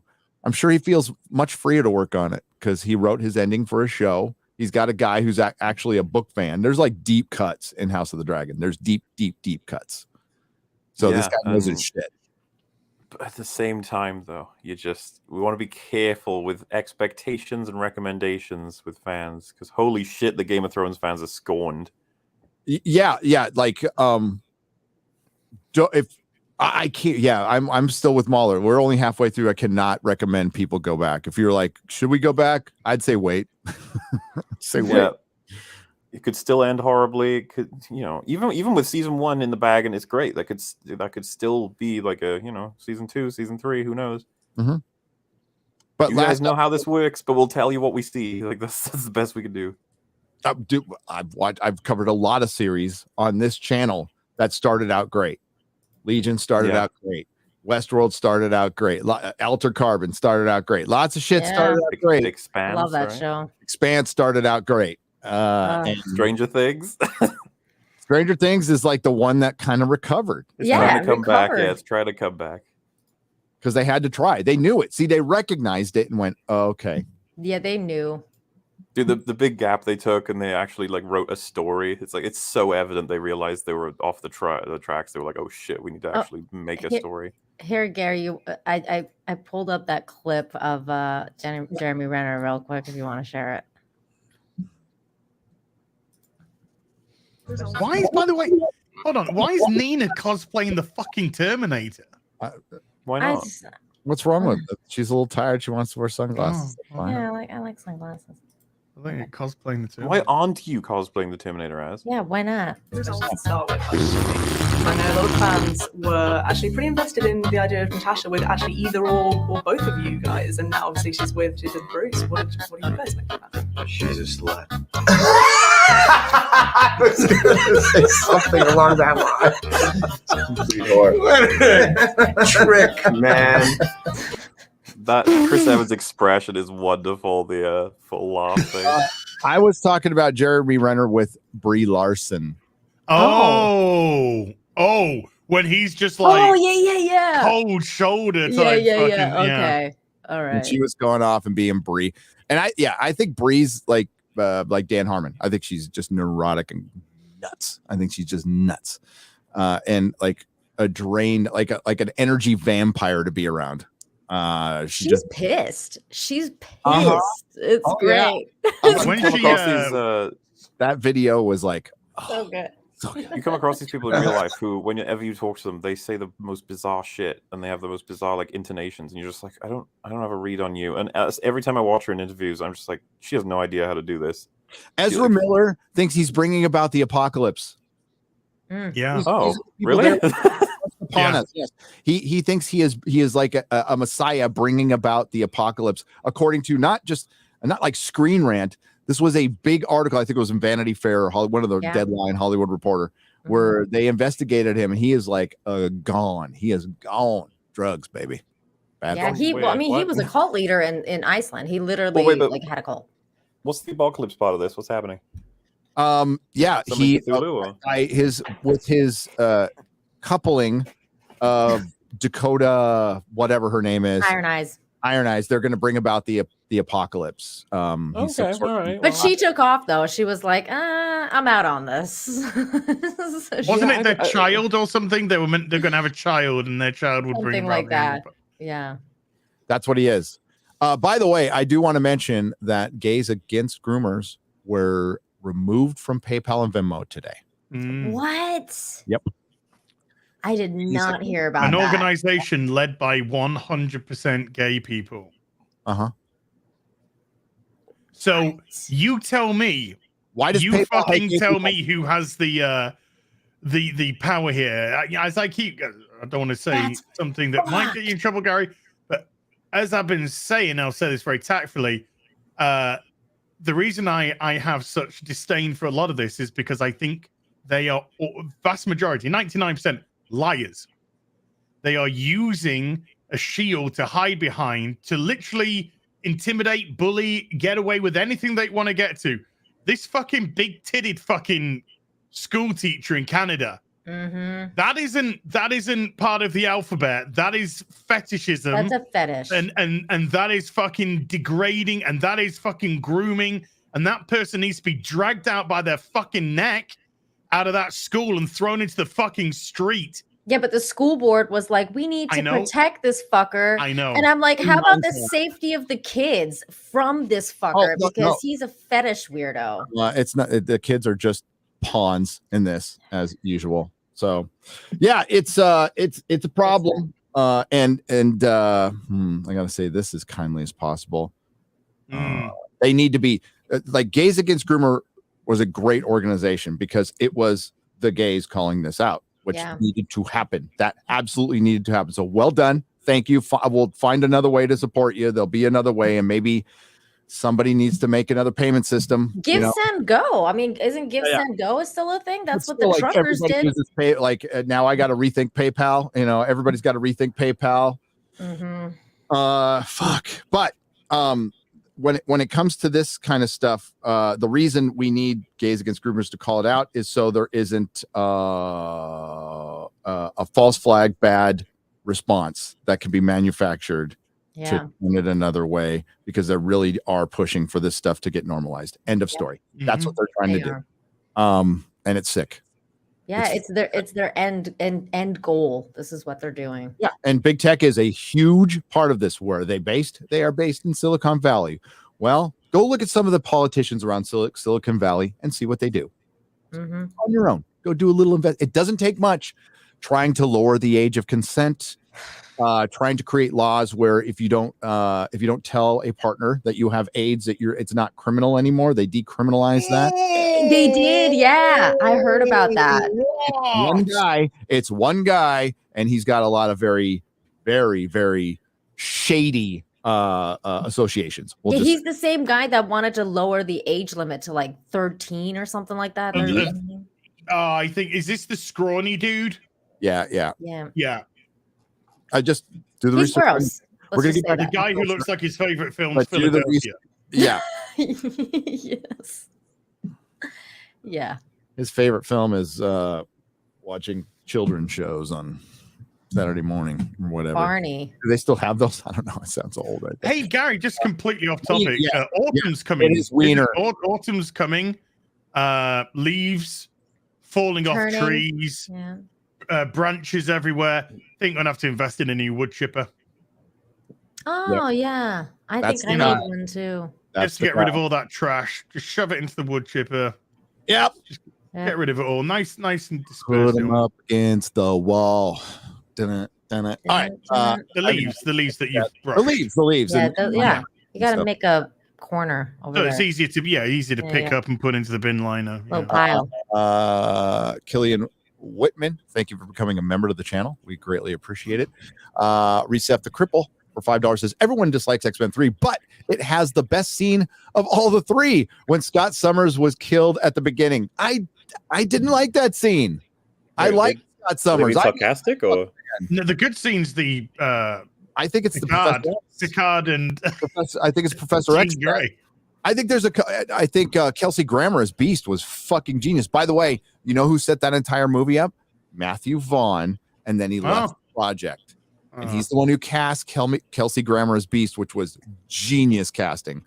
Yeah, it's very sad. It's very sad how that. And I went to the press. I was a big old shill for that. They gave me passes because I was a shop in San Francisco. So we went down to the Golden Gate Bridge and did a big opening. And I met Anne Paquin.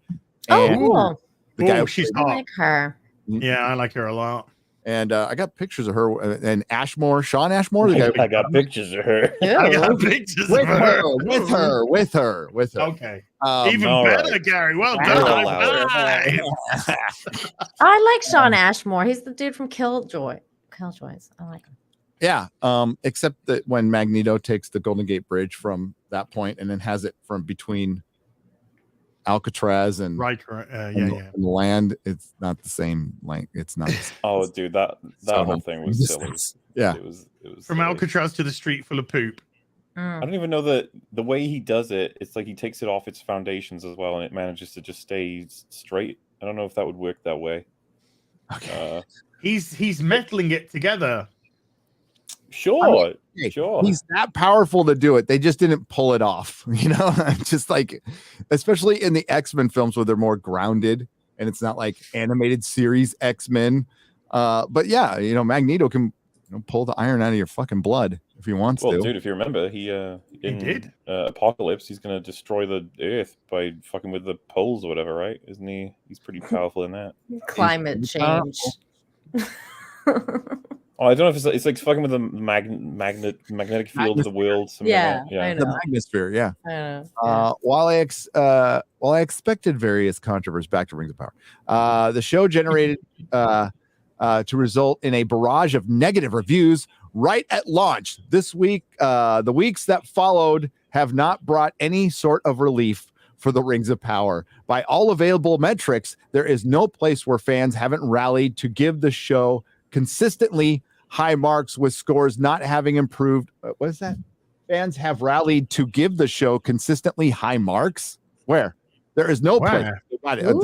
There is no place where the fans have given it high marks. That's what he's saying.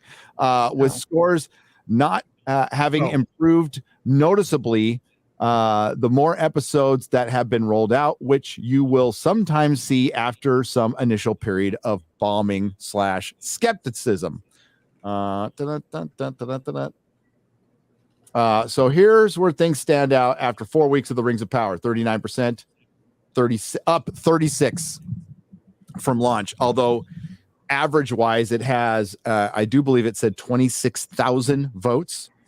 So somehow it's miraculously not moved while adding 20,000 votes. 20,000 votes, and the score hasn't moved at all. Impossible. How's that possible? That's Metacritic 2.4. IMDb owned by Amazon. Ooh. And they've pretty much said we've frozen the numbers. Yes. 6.9 out of 10. Google audience 3.2 out of 5. Amazon 3.3 out of 5. Also, Amazon, for the record, all those scores are too high. Yep. For the record, everyone's racist. But no, Amazon, we reviewed ourselves and found our product to be fine. Somebody did send me that. That's like Susan, Mama Susan. They gave herself like the award, Free Speech Award. Yeah, the Free Speech Award. That is pretty fucking hilarious. That is great, though. Let's just be honest. Doesn't it just summarize, I would say, 2010 to 2020 sort of thing, that moment? Just like, yeah, there you go. So, the Rings of Power fans posted this. The Rings of Power has become the most popular series in the world, according to IMDb. Which is owned by Amazon. Which is owned by Amazon. I'm not We've even being reviewed ourselves and found our show to be the most popular show in the world. Yeah, pats on the back for everyone. We did such a good job. Woo! I'm not even trying to be a dick with this, but like, I've not seen anyone talking about anything to do with the characters from Rings of Power, just anywhere. Nobody. There's no talk about it. There's no look on Twitter. There's no buzz about it. There's no conversation about it. Meanwhile, the fans are racist. Whenever I talk to anybody about House of the Dragon, there's always you know who's my favorite character? I didn't even expect it to be this person, but it is. And it's like, yeah, well, you know, my favorite. This was like there's just so much to talk about, all the dynamics and chemistry. And it's great to have it come out at the same time, so we have this easy comparison. But you know, TV shows, we all know this. There's characters everywhere, relationships everywhere, but fuck, Rings of Power is so dry and also bad. So. Not a good combo. You know, sometimes it doesn't happen as fast as we like. Sometimes we do lose things we care about, but the universe tends to unfold as it should. And we have this contrast of House of the Dragon. Like it or not, it's a quality written show, and it gives you a direct contrast to how bad the Rings of Power is. It's embarrassing. Jeff Bezos is embarrassed. He called, I'm going to get my Game of Thrones. I'm going to throw out the most money ever to get a version of Tolkien, of the Lord of the Rings. And I'm going to go up against House of the Dragon. Season 8 sucked. It sucked. Everybody thinks it sucked except for 2 shills, but it sucked. And you know what's funny is like House of the Dragon is going to make people go back and watch Game of Thrones, and they're going to go back and go, oh, that sucked. They'll watch season 1, be like, oh, this is great. Season 4, like, oh, this is so good. It's like, oh, it's starting to oh, season fuck. Yeah. Gary, yeah. Right. Not trying to exclude MauLer or Nina, but we have known what happens in the whole season for a while now. Yes. I can honestly say, I don't know about you, but it looked bad when we read about it. And this is worse. This is seeing it is worse than much worse. And it's just like when the spoilers came out for Game of Thrones season 8, right? When they came out, I think Jeremy did a video on it. MauLer saw him. I saw him because I've been going to Free Folk forever. So I've seen spoilers from the same person from season 4 on, and they were spot on. So I knew this person was right. And I'm like, holy shit, there's no way that it could play out like this. And it was worse.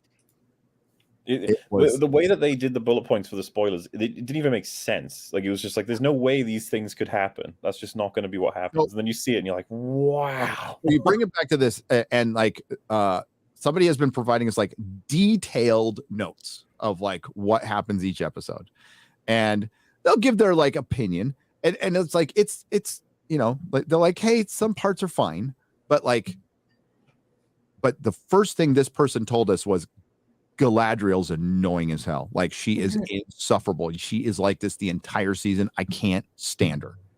And like, all right, well, okay, we'll see how that plays out. Everybody hates Galadriel now.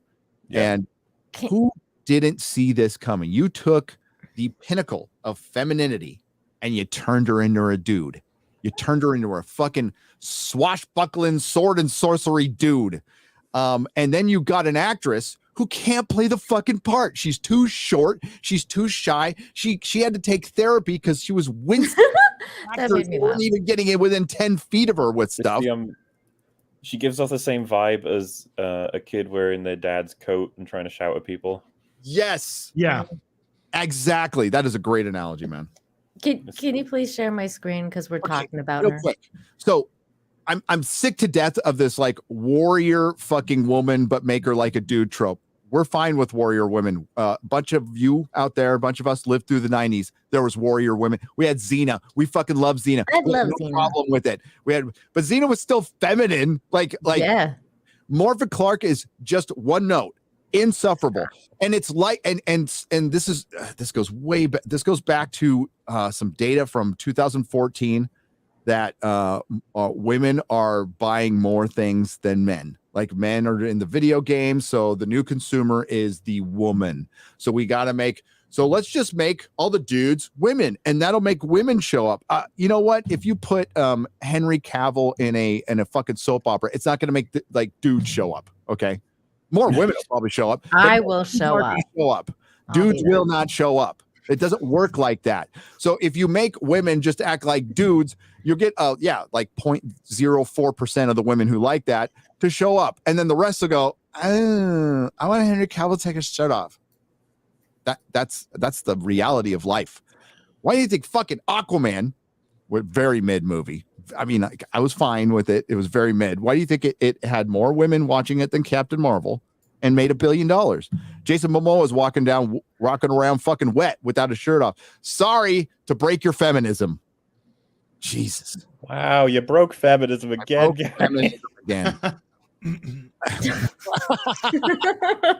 Oh no. Protect your cloths from the tempest within.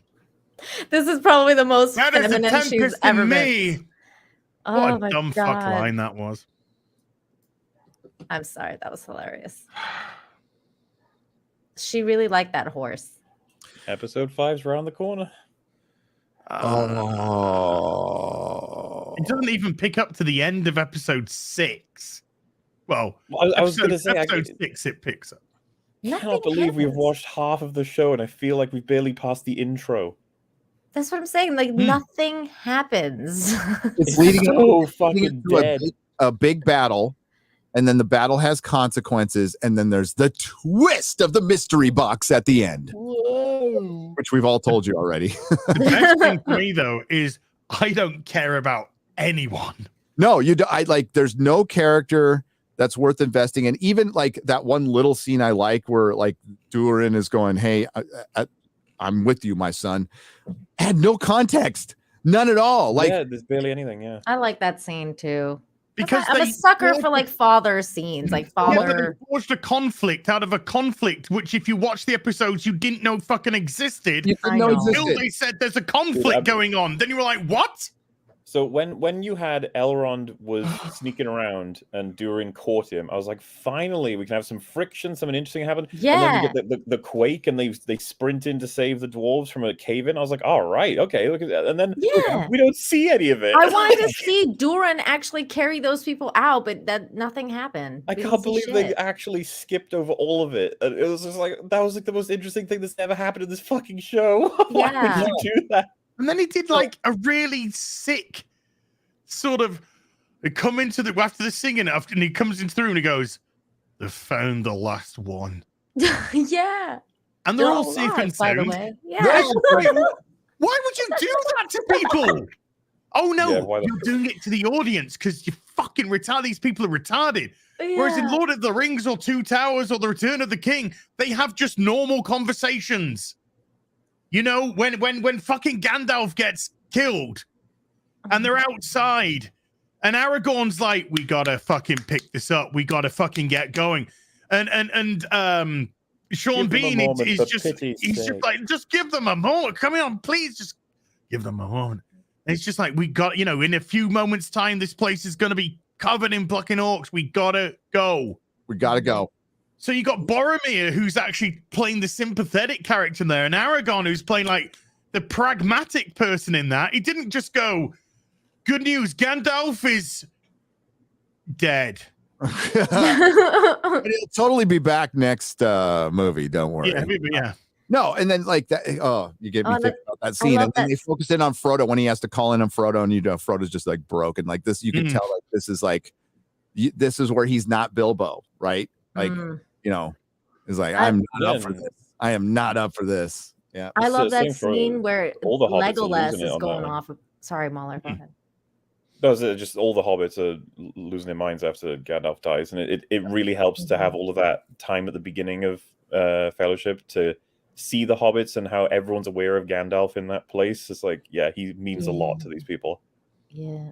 And I love that scene where Legolas is going off about how like these people are all gonna die. Like it was just it was so good. Like, and he's like so mad and he's angry. He's like, and then he starts talking in Elvish because it's like he's talking to Aragorn and he understands because he doesn't want them to hear what he's saying. So he's just we don't get any of that in Rings of Power. Like who's talking Elvish? Like nobody. Like, like we said on your show, Celebrimbor and Femron should be speaking in Elvish together. Yeah. They shouldn't be speaking in English. That should be Elvish, and we should be subtitled in Elvish. Which, by the way, Gary, if you do notice, whenever Daemon goes to talk to Rhaenyra, it's always in the old tongue. High Valyrian, yeah. He often starts High Valyrian with it. Him. Sounds pretty good. Like I'm no expert, but it's convincing as hell, especially in that wedding scene. Oh, sorry. I'm not. We're just going to go back to that because, and here's the interesting. I'm going to go for a wee then while you're doing that. Well, no, I just wanted to point out we're going to get right back to this article actually, but I still need a wee though, so that's going to be quite awkward. Go away. Our numbers on the live stream for House of the Dragon are increasing, and the numbers for the audience are increasing for the actual show. And I would argue the tension of the plot line is increasing. All the players are getting closer and more angry and more bitter, and it's building. And we're getting criticized for liking the show, and that's fine. Like, you guys are free. I expect that. It's fair. Because I've been watching your review, you guys, and Gary, how I feel about Game of Thrones and George R.R. Martin. I've decided I'm gonna watch the season when it's over. And review the whole thing. Like I'm just gonna binge it.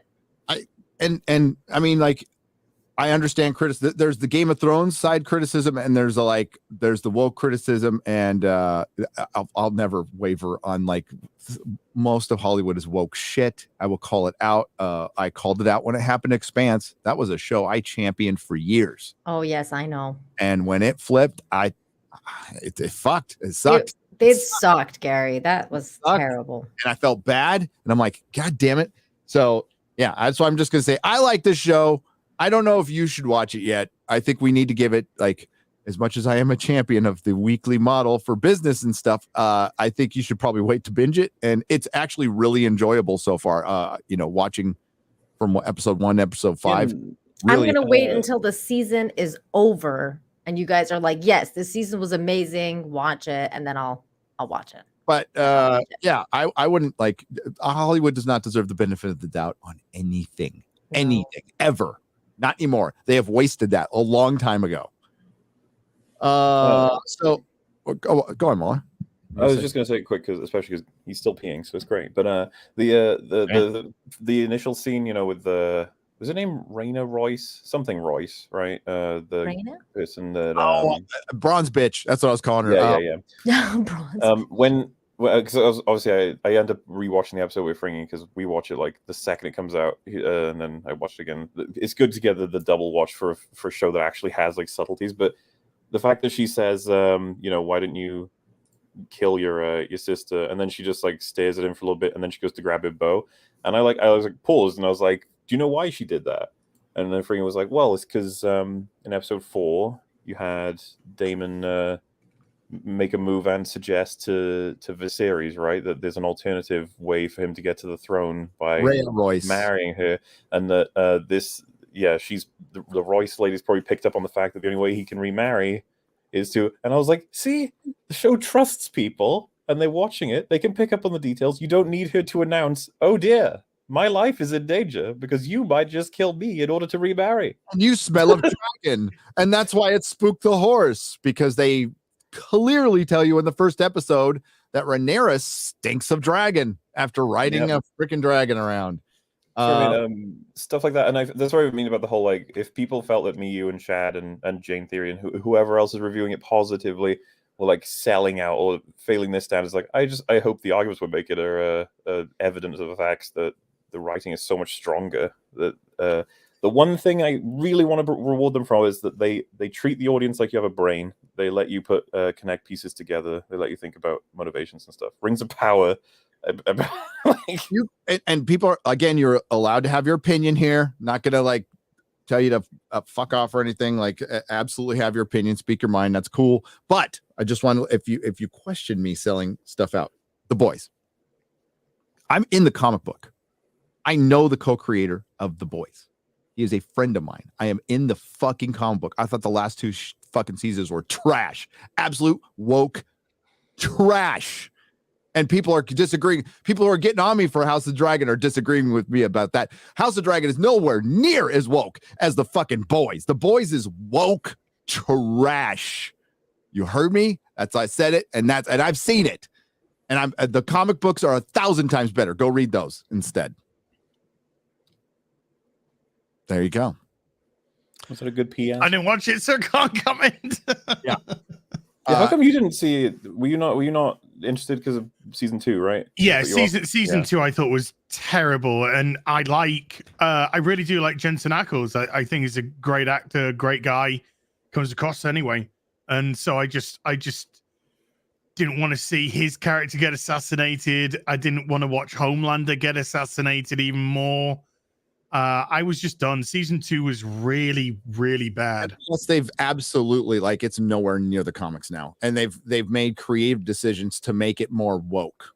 So if you've read the comics, you know what I'm talking about. And it's because I thought season 3 was bad as well, but I probably would go as far as say it's better than 2.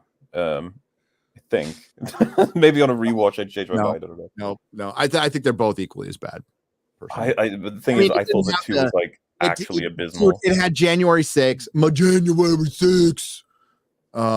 And did it have the meme warrior though? The one radicalized by memes? Yeah, the meme warrior is pretty fucking bad. That's their worst moment. That's their worst. So embarrassing. Incel.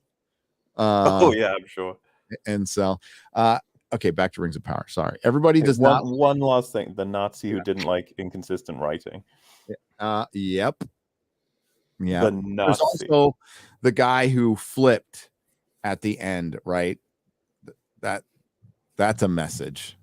The fan who flipped, that's in season 3. So the guy, I forgot his name, the guy who flips at the end. Oh, right. Yeah. I know what you mean. And that's straight up a message too.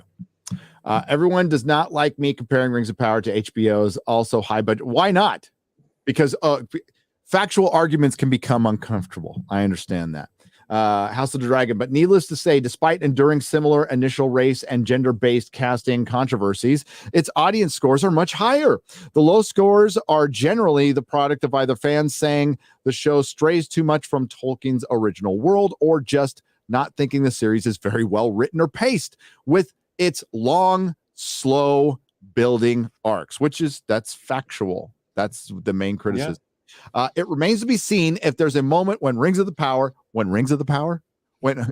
I'm sure, saying, why not? Rings of the Power.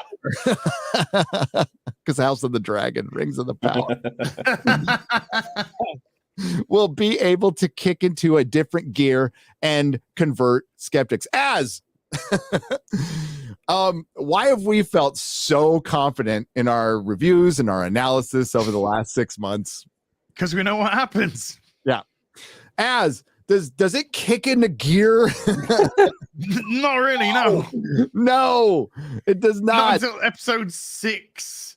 6, there's a the most exciting, and then 7 and 8, not really. No. The thing is, if you ask me to describe a speed for the episodes in the form of a number, right? For let's say House of the Dragon, episode 1, maybe I'll go with a 4 in terms of speed now, and then what out of 10 or 20? Yeah.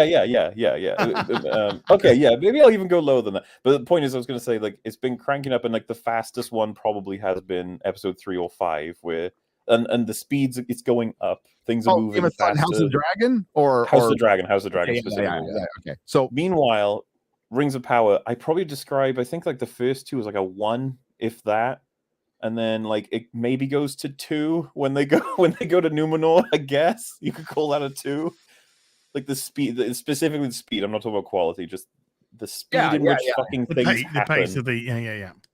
Well, yeah, What then year we're in. House of the Dragon had to be. I mean, that's a high speed. That like things move. And like this is the thing. Like then you have to think of the scale, right? And we with House of the Dragon, we've had 5 out of 10. We're halfway through, and it's already cranked up quite a bit.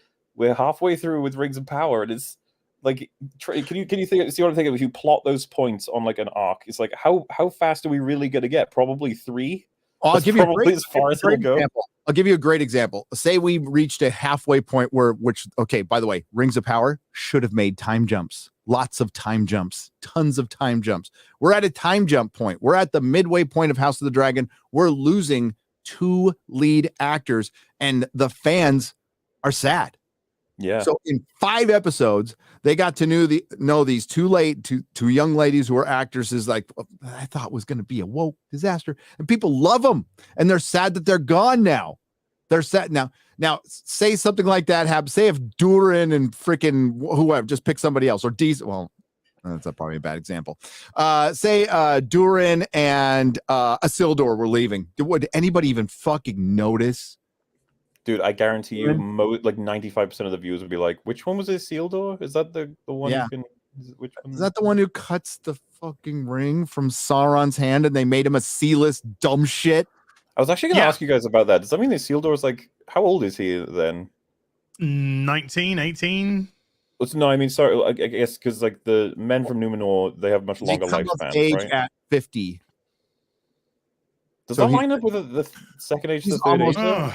So hobbits come of age at 30. Help me, chat. What was dwarves? Dwarves is like 50. Dwarves live a similar age to Numenorians. Yeah, Right. and it's the royalty Numenorians. Elves come of age at between the ages of 50 and 100 years. That's the other retarded thing. They're treating 1,000 years like it's like this big fucking long puberty. It's not. Okay, hold on. I got a question then. Has this show in any capacity told its audience that Numenorians live longer and are stronger than humans? 33. Yeah. Well, I no, never. They haven't in anywhere said that Numenorians live longer than humans. Numenorians are stronger than humans. They said. Sorry, go on. Galadriel said that they're better. Basically, they told Halbrand that they're better than you. That's what basically all she said. She didn't give details though. Like she says that about everyone she comes across. In all fairness, that's true. Elendil is supposed to be 7'11". He's Elendil the Tall because he's super fucking tall. Galadriel is supposed to be 6'4". Mm-hmm. Did you see the picture of her on the boat? Mm-hmm.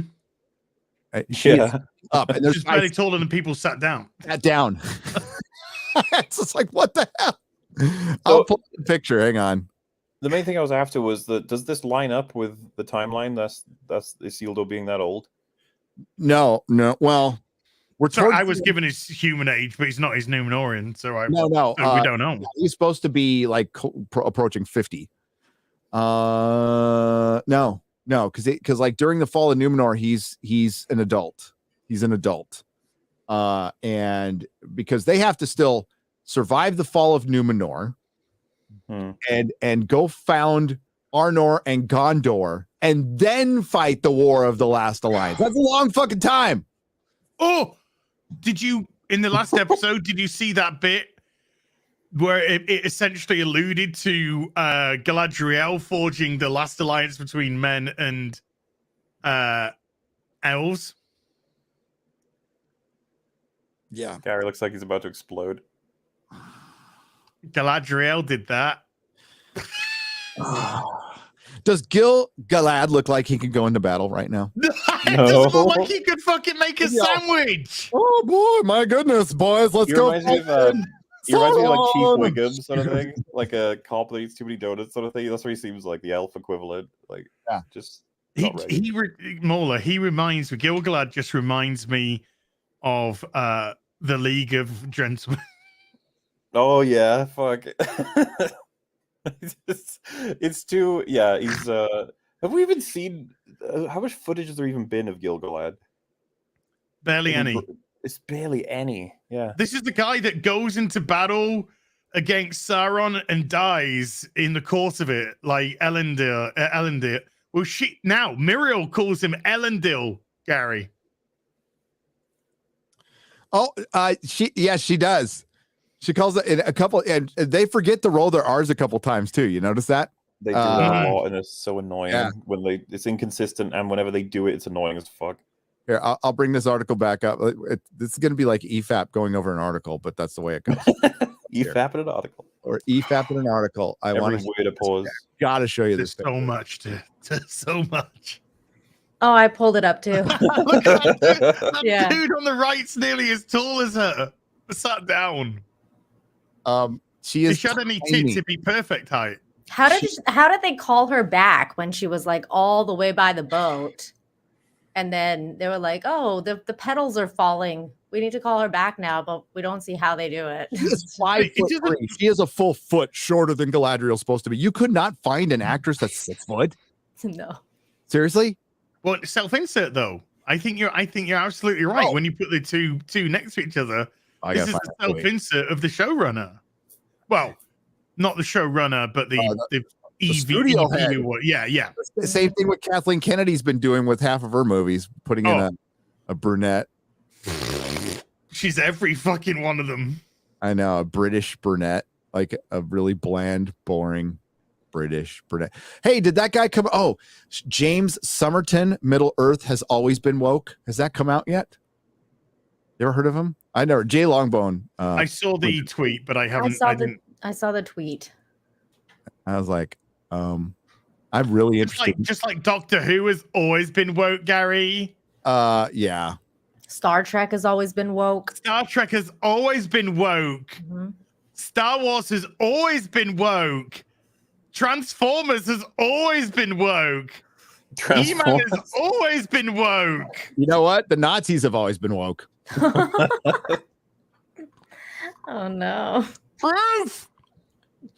Ladies and gentlemen, I'd just like to say before I exterminate you all, I just really appreciate the representation here today. Okay, really do appreciate it. Thank you. My life matters. See the Family Guy clip? But I need to find this Family Guy clip. I think you'll find it very interesting. Yeah. So on the right is Amazon studio boss Jennifer Salk. And on the left is Fred Clark from the. We do not need an apology from MauLer for all the Welsh. He is not responsible for the Wales land, for all the Wales people. She's trying to be a counterbalance to Anthony Hopkins. It's that's how much power she has. Oh yeah, I had people super chatting me asking for you to apologize for her. I was like, I don't think he has control over that. Excuse me, ma'am. No porn at the bar. Oh, it's okay. I'm transgender. Oh, I had no idea. Do whatever you want all the time.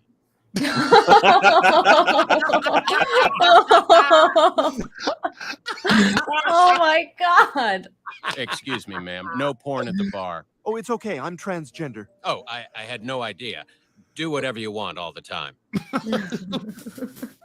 That's great. It's funny because it's true. Who's retarded now? Yeah. Oh, back when movies could be funny. Oh my God, the world we live in. It's the weirdest timeline. You know, did you guys hear they're redoing Tropical Thunder too? Tropic Thunder? Yeah, Tropic Thunder. Called Tropical Thunder? That'd Tropical be Thunder. Yeah, that's great. Tropical Thunder. Is it going to be called Tropical Sit Thunder. Down and Listen to Everything That Was Wrong with the First Film? Yeah, I don't know. They're all going to be in it. Dear white people. Tom Cruise is in it, so I'm good. Dude, yeah. Les Grossman. I don't know that. I just thought they were trying to make a Les Grossman movie. I think you can't go home again. Although I loved him as Les. That might be his greatest performance ever. I think so. Amazing. Oh man, I don't know how I feel about the idea of a sequel. It's one of those things where it's like, I don't know if you should stay away from it, man. Yeah, I know. How did that sequel turn out? Not very good. Not very good at all. There's like a couple of good scenes, but like the original Ron Burgundy's fucking genius. Yeah. Comedy sequels don't like. Hangover 2. Hangover is a masterpiece. Yeah. I love that movie. Hangover 2, not so much. Hangover 3 was just trash. Three in total, was it? Yeah. Now then, since three. you've mentioned Hangover, I'd just like to bring your attention to Joker 2. Yeah, Oh, that's another one the that musical. we talked about it. We're like, there no sequel. No. I didn't want a sequel for Joker now. The musical. I didn't want to do it. And I think it's going to be awful, but I could be wrong. I'm gonna give it a chance. By gum, I am too. Halfway through season 1, we are starting to bring the characters closer together. Are we? Do they feel closer together? Are we? Is that what's happening? Dude, they're fucking further away apart. The Harfoots abandoned The Harfoots, yeah, the Harfoots keep abandoning people. How much closer are they?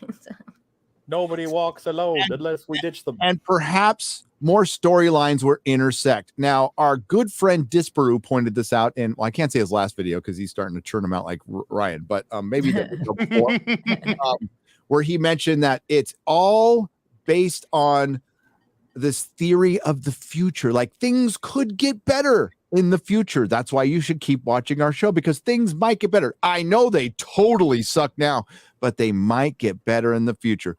Az and I have been trying to do you a service, like public service. They don't get better in the future. Don't waste your time. Don't waste your time. It gets worse. It gets worse. How many times do I have to keep saying it's not our job to give them the benefit of the doubt? It's their job to make me want to watch or to continue to watch. So all this, I had it with Final Fantasy 13.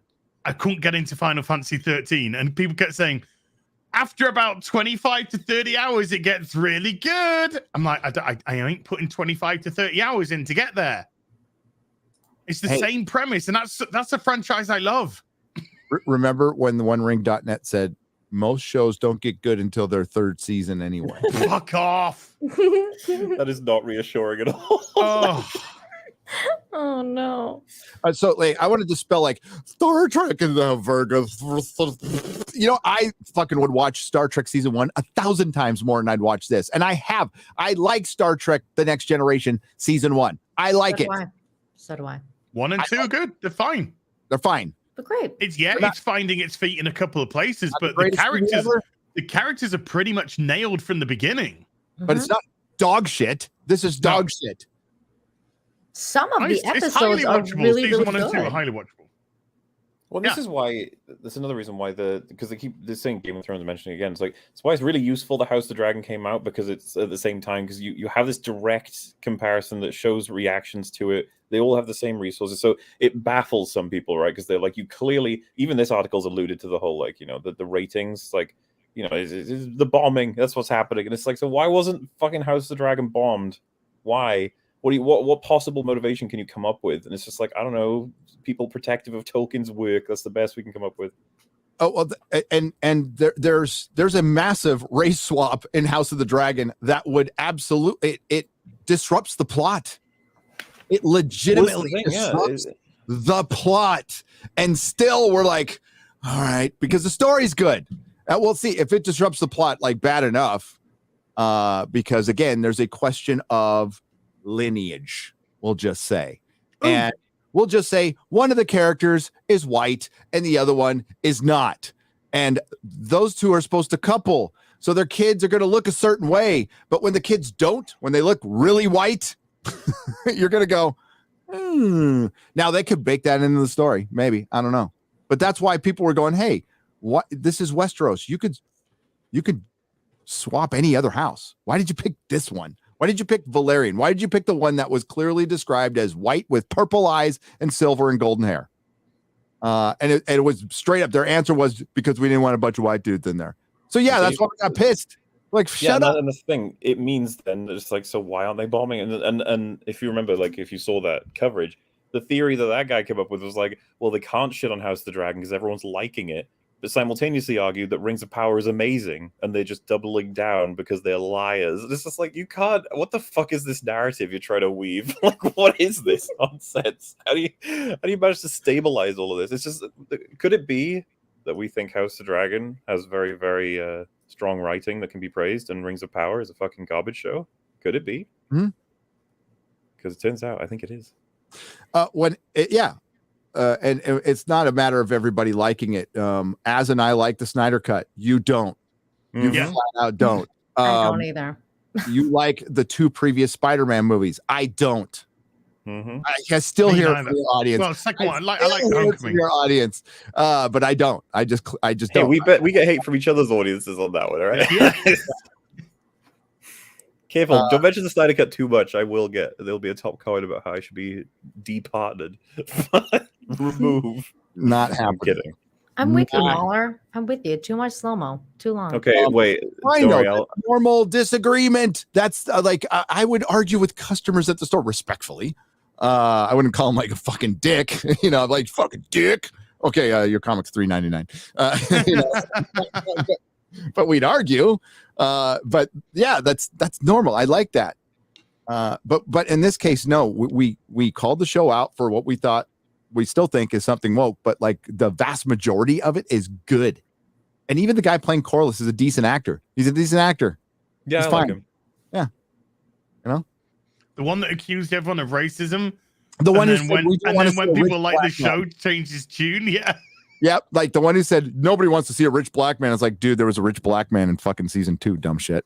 Oh my god, it's not. And you know what, that sucks. If House of the Dragon was bad and everyone was shitting on it, there would be more comments like that. It's like, really, what are the odds? It's probably because of racism or whatever. Like, no.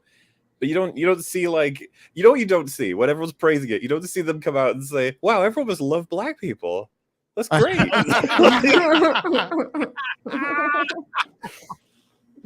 Hey, in House of the Dragon, I am rooting for the blacks, though. I am rooting for the blacks, not the greens, the blacks. Wow. You'll know what I'm talking about after next episode. Somebody on Twitter is like, why aren't you talking about Andor? It doesn't fit your narrative. Andor's not out yet. You fucking. I will talk about Andor. Give me a break. It's not even fucking out, you dumb shit. We did, which just proves that they don't even fucking watch the fucking things that they clown about. Ankle biters. Oh, man. Oh, that's why why. Just like, what narrative? Let me tell me what it is so I can I don't.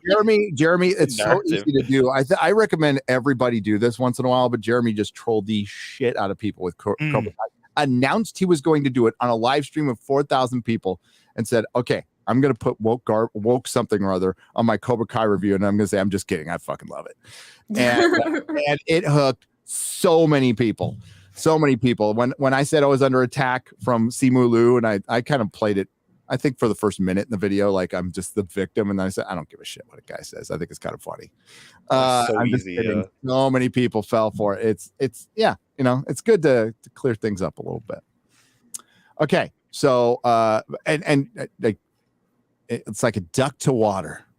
Halfway through season 1, I read that part. Big battles will be on. Okay.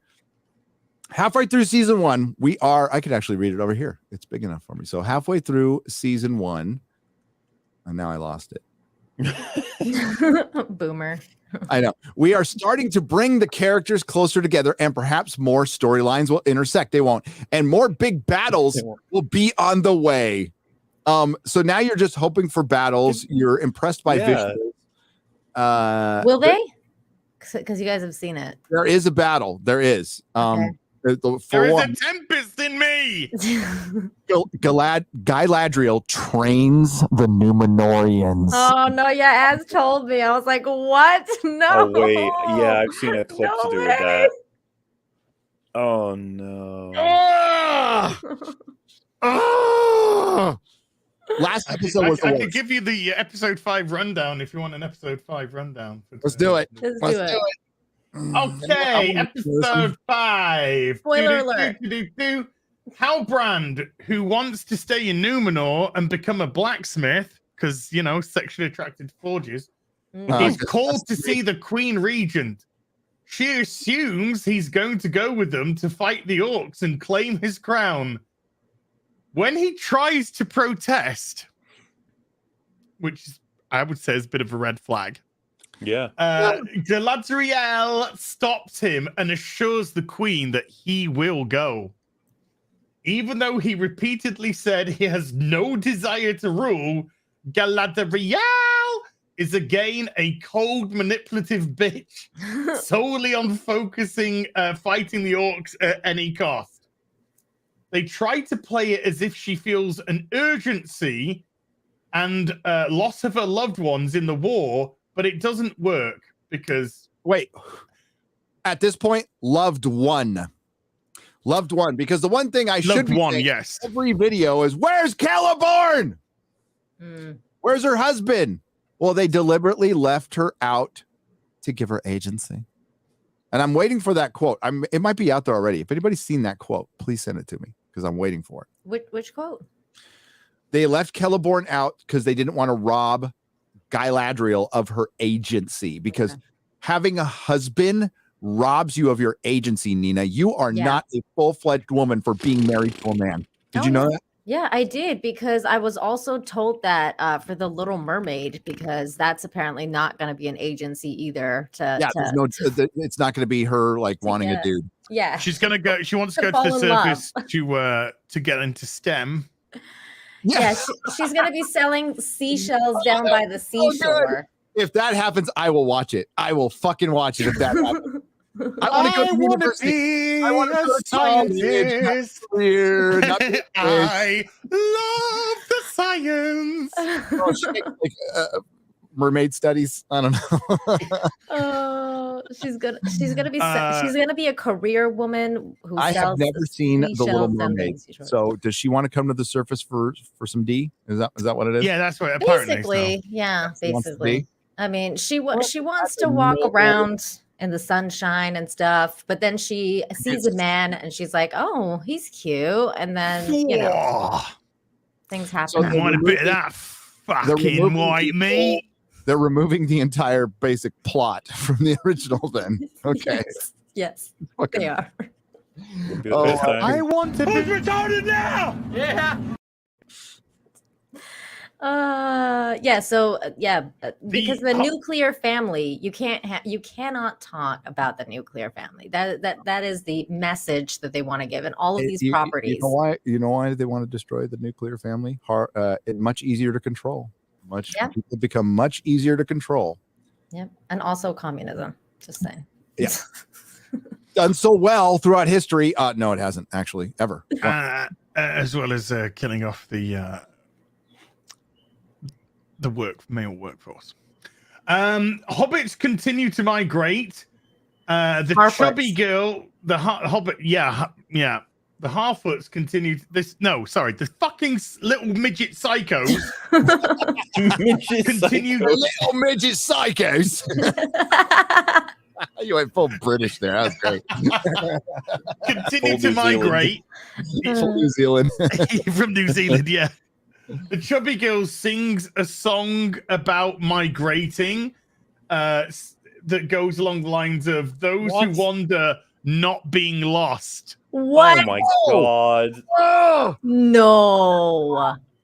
Oh no. Why? I did not know that. I did not know that. I don't want to know that.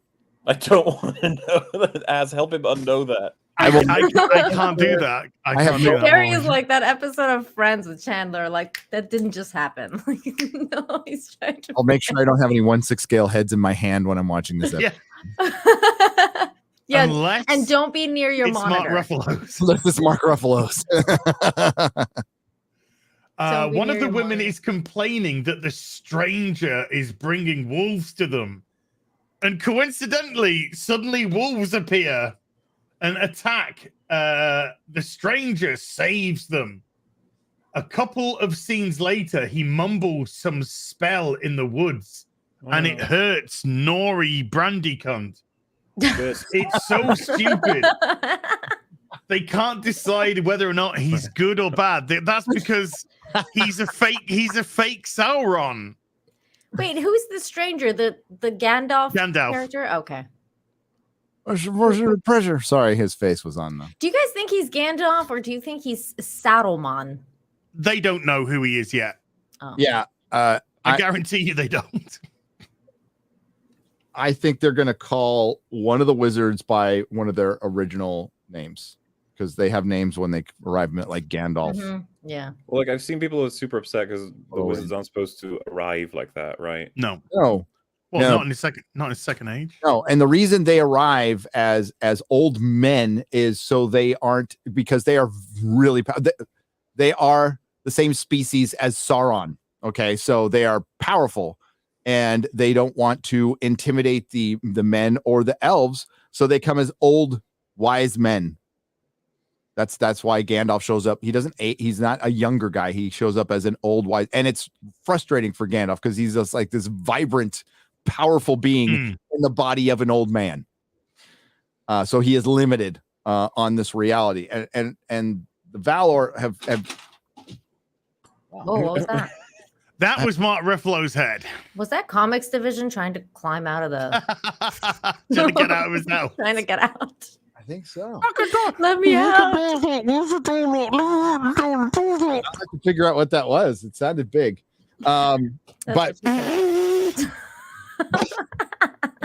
where was I? That's what she said. So him coming back as like a guy in his mid 40s makes no fucking sense. Like none at all. But the only time that Gandalf was around was in the First Age, walking amongst the elves like in secret, like nobody knew. But not during the Second. No, wizards are not supposed to be in the Second Age. Hobbits are not supposed to be in the Second Age. And what they did was of no consequence if they were around, and they didn't keep records until well into the Third Age of anything, except in this one they have a book that they're walking around with. Maybe the Harfoots just died out because they leave everybody behind like a bunch of fucking assholes. Yeah, the Harfoots definitely. They all wandered and got lost. It's so fucking odd. I can't even like understate it. They talk about how sad it is that people fall behind. It's like a cult. It's like you leave them to die. Do you remember when they're describing how people? It's like, oh, this guy, he died in a mudslide. It's like you mean he flipped and you guys let him die? Like you just abandoned. He got injured. Like they're willing to leave a guy behind for an ankle injury. Okay, like they laughed at a guy who got killed by bees. Yeah, and don't forget, did you not not leaving... see the fucking Wicker Man? Done. They're not just leaving a guy behind. Maybe a little smoke. Nope, sorry. Bye.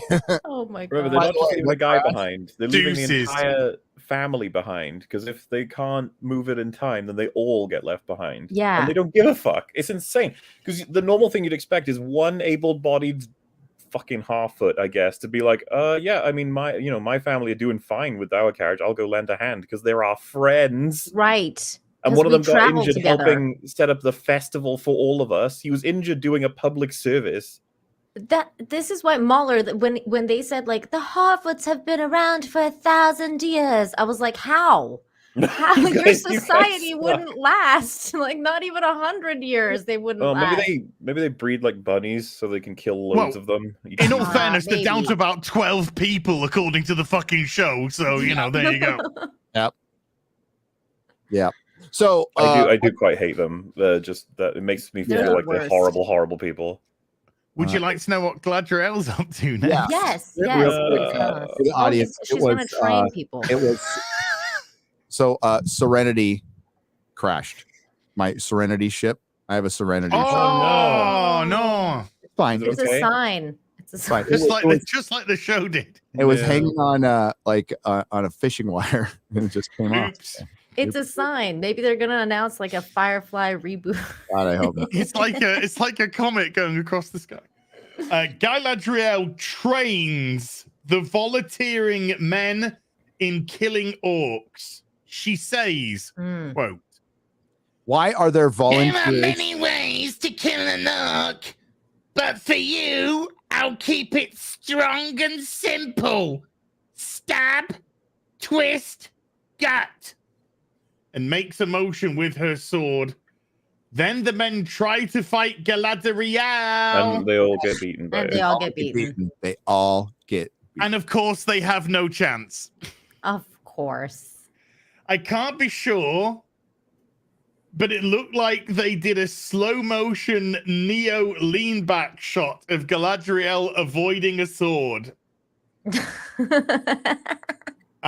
There's lots of exposition this episode as they set sail for Middle Earth. Durin, Gil-galad, and the elves have dinner together because they're going back to Linden and whatever. Yep. Okay. Lots of talking. And again, they do this thing where Gil-galad asks something and Femron then just explains it again for everyone.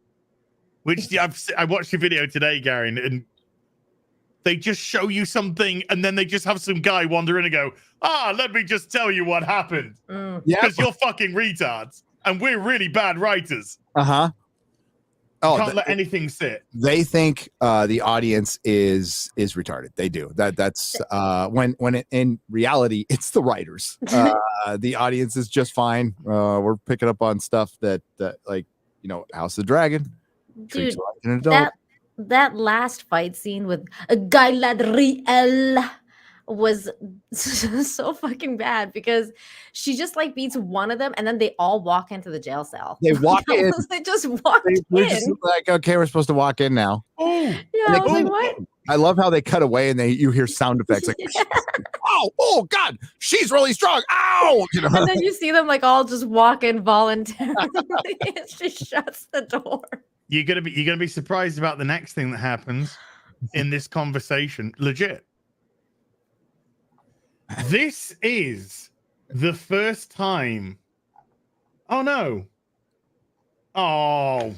What? I thought I got excited. I got a little bit excited for a second and then just had it quilled. I thought it was Celeborn, but no, it's the first time that they mention Celebrimbor to the dwarves by the looks of it. Oh. So this is the first time they mention Celebrimbor's name to introduce him.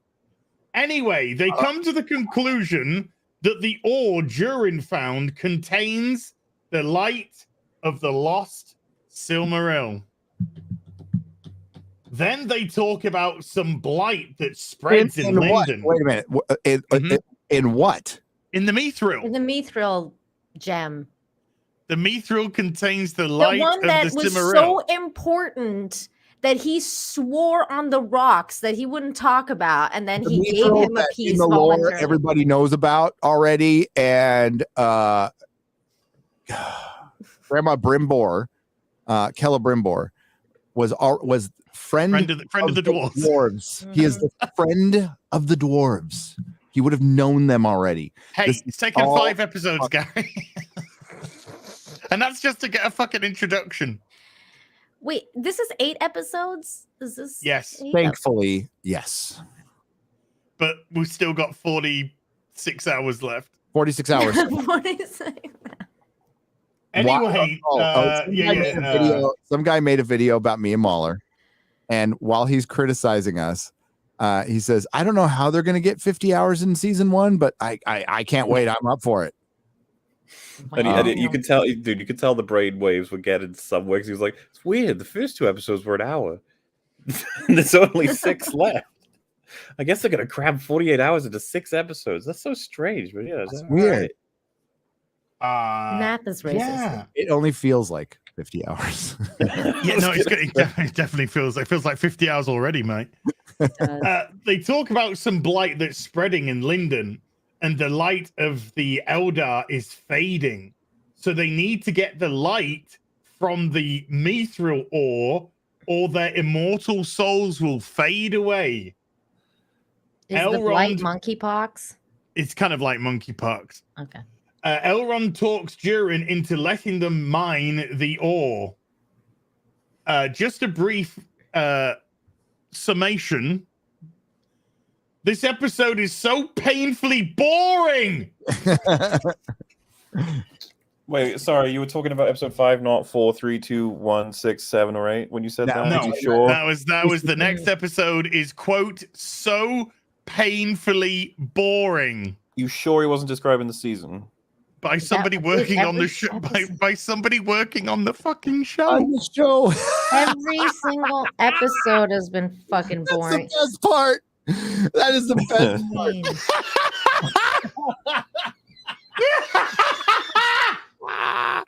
They hate themselves. Oh my god. Gary, I have a question. They hate their jobs. Gary, I have a question. Whose voice was calling to Isildur on the boat? The female voice? Yeah.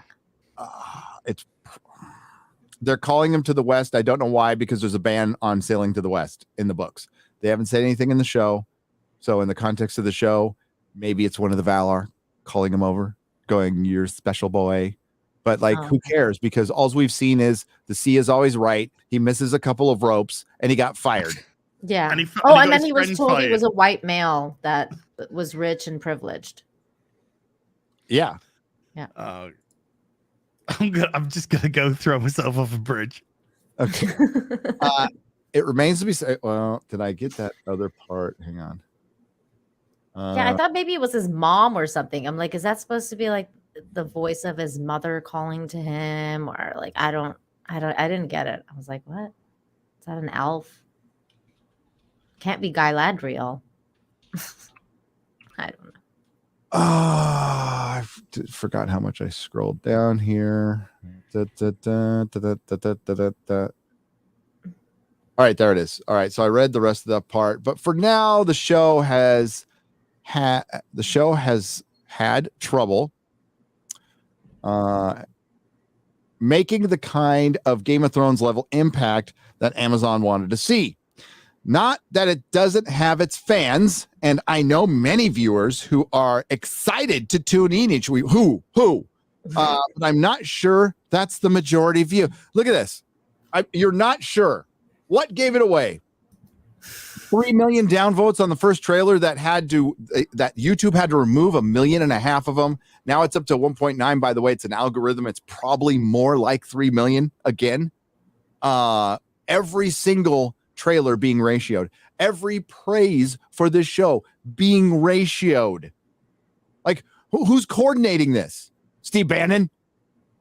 Rush Limbaugh from the grave? No, it's upset fans. It's upset Tolkien fans. They messed with the wrong fucking fandom. What is clear? That Amazon is in for the long haul. Are they? Are they? Are they? And I would expect them to see their ultimate vision for the series through. Kind of hard when your first season wastes a bunch of time. Your protagonist, who acts like an antagonist, is an insufferable biatch that nobody likes, that you centered your entire show around, that you shouldn't have. This show should be centered around Numenor. It should be the War of the Last Alliance. It should be Gil-galad, Isildur, and Elendil. But they didn't want to have male leads. They didn't want to have white male leads. They wanted to be girl boss Tolkien. And how well is that working out for him? Check private chat.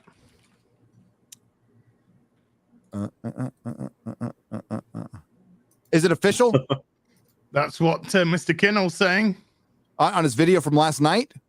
On his video from 27 seconds ago. Okay, let me finish this paragraph. Okay. And then we'll announce it, and then we'll get back to Rings of Power. Okay. I doubt we'll see bearing some sort of massive viewership collapse that even through all this, I doubt we will see. Whoa. Let's say that again. Forbes is saying, barring some sort of massive viewership collapse, that even through all this, I doubt we will see. It's already happened. They are committed to the project, though perhaps they will absorb the feedback and make some changes in future seasons to attract the sort of audiences that appear to be rejecting the series at the moment. Here's the problem. Even if you turn things around, it is a minimum of 2 years till we get season 2. Minimum. Nobody's going to care. Westworld was on an upward trajectory. Season 2 came out. People didn't like it very much. Then they took 2 years off to get season 3, and nobody watched it. Nobody fucking watched it. It got CW ratings. And we don't even know if it's getting a 5th season. It might, but yeah. Feedback in the future to attract audiences that appear to be rejecting the series at the moment. No, just they are rejecting the series. Period. They are rejecting the series. So, according to go on. Go on. I was just say if they have got to massively course correct if they want to save this, recast and I don't think that they're going to. I think they double down. They always double down. So I think the showrunners will be removed or demoted. That's what I think will happen. I think some writers have already left the project.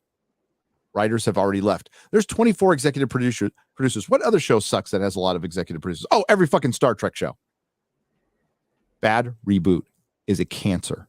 Is a cancer on society. It's not even just Hollywood. It's fucking society. So Az, you got the news? Got it. Yeah, it's linked there. Breaking news.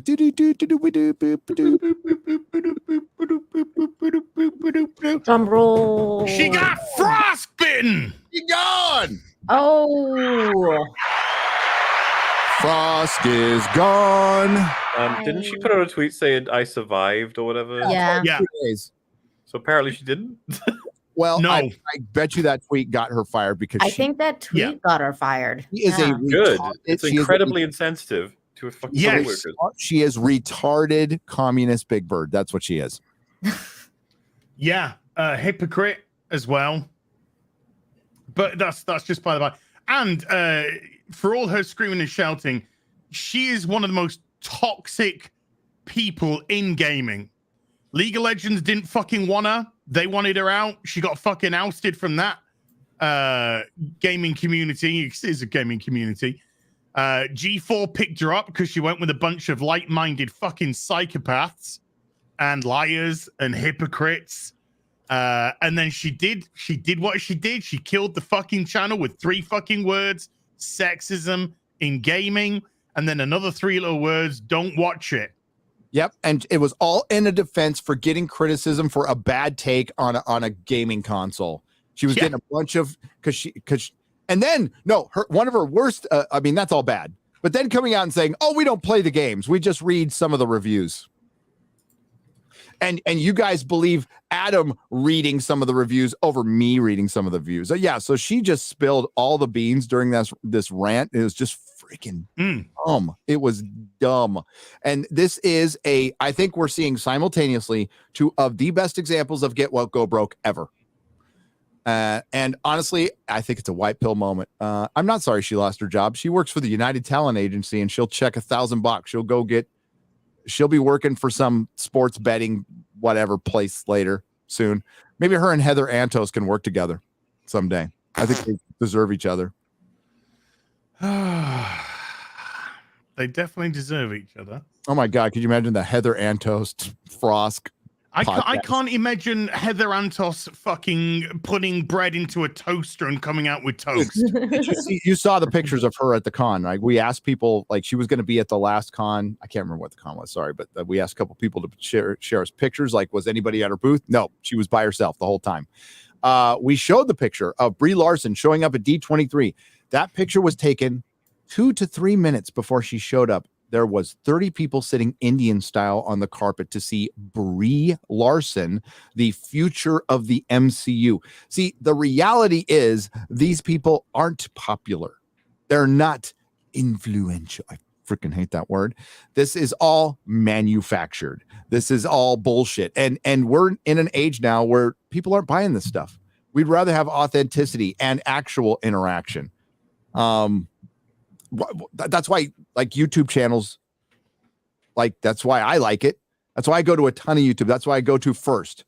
I'll go to a live stream, want to read the chat, see what people are saying. You know, it's nice. It's nice to see live people interacting, and it's not like this scripted thing, right? Yeah. Gary, Kevin Smith is having to ride Yellow fucking Flash and Pimp Master Broder to try and get fucking seen, because they've got more fucking pull on numbers and people watching their videos or watching their tweets than he does. And what's Clerks 3 done? 2.2 million in a week. GG, Kevin. Kevin Smith is not a nerd icon. I saw them like nerd icon. Kevin Smith, He's a fraud. No, fraud. So he reads comics. He knows about comics, but other than that, he's a bit of a fucking fraud. So what does this article say? Read it, my man. Sure. A week after big layoffs rock the network, Kotaku has learned that X-Play host Frosk is no longer with G4. Comcast, G4's parent company, bought out the remainder of her contract, according to two sources familiar with the business. The news was announced internally by head of network Joe Marsh in a town hall meeting on Tuesday morning. So this morning, and I think MauLer's 100% right. I think the straw that broke the donkey's back was the "I survived" tweet. Because it just showed complete and utter lack of empathy for anybody at the company and who she's really out for, which we've always known, because in that rant, the sexism and gaming rant, as you mentioned, Gary, she threw the people behind the scenes under the fucking bus, saying, we just read the reviews. We don't write them. We don't have the time to write them. Why? But okay, we don't have the time to write them. It's Zipper and Filing Cabinet and all that lot that write them. We just read them. So she low-key threw them under the bus during that rant. The news, Frosk was one of the main hosts of X-Play alongside Jared, the completionist, Carly. I think he was the only one during that rant, by the way, that was kind of like... Is that the guy with the beard? Yeah. But still gave it like a hesitant clap at the end. Yeah. That's what I mean about the fear, right? Like, he doesn't want to be seen not doing that. Youngsters out there, if you've got a channel that's going well, don't join a network. Yeah. Do not join a network. You cannot put a price on being your own boss. I don't care what the money is.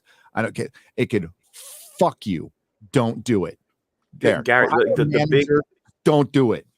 The big problem in relation to that is a lot of people are sort of thought they believe like building their own thing up is a stepping stone to getting into a place like this. Like that is the point of it, when really it should just be a reward in and of itself when you get to be your own boss. But they see it as like, I have become my own boss, which gives me the clout to be able to join something like this, right? And it's like, you don't want to join something like that. Like you're doing it better. You're doing it better on your own. You don't need people telling you that. If your channel is got 1 million sub, whatever he's got, and you're getting a ton of interaction, you're doing live streams, and you're building up your an audience that you're a part of. Remember, we share this with a bunch of people. You're winning. You don't need these people. Fuck that. You're crazy. What, for a few $100,000 more dollars? You know what? You work harder on your own channel, especially if you got 1 million and you're pulling in all kinds of crazy money. Do it on your own. And you know what? No, maybe you won't get that $100,000. Maybe you only get 20 or 30, but that was yours. That's yours. You didn't need anybody for it. You're not answering to anybody, and you will never answer anybody. People don't understand how fucking awesome that is. So as somebody who worked for people for a very long time in my life, you cannot put a price on that. It's better to make less money and have more freedom. I mean, you need money. Okay, don't get me wrong. You need money. Got to make that money. Got to pay them bills. Want to do some shit, but damn, electricity bill. I don't know. I don't understand why that guy did that. I really don't. Frosk came to G4 from the League of Legends esports scene, where she was a color commentator. In addition to discussing the latest news and helping review games, Frosk was also occasionally, not so much occasionally, quite a lot, outspoken, especially on misogynistic comments and harassment, often leveled at the more diverse reboot of the network, including her personality. No, she's a narcissist, and she saw people in the chat going, "Oh, I'd rather bang Olivia Munn." and that got her mad because it's not her and it's all me, fucking It me, was me, some- me, it me, was me. some 12-year-old going like, watch me piss her off so easy. Yeah. Totally. Thin-skinned, thin fucking skinned. In January, in the January episode, she called out the sexist expectations and double standards of some G4 viewers. Your fucking customers. It's a bold strategy. Okay. Bold strategy, Cotton. Let's see how this works out. Hey guys, I like Marmite. Right. It's fucking sexism and Marmite.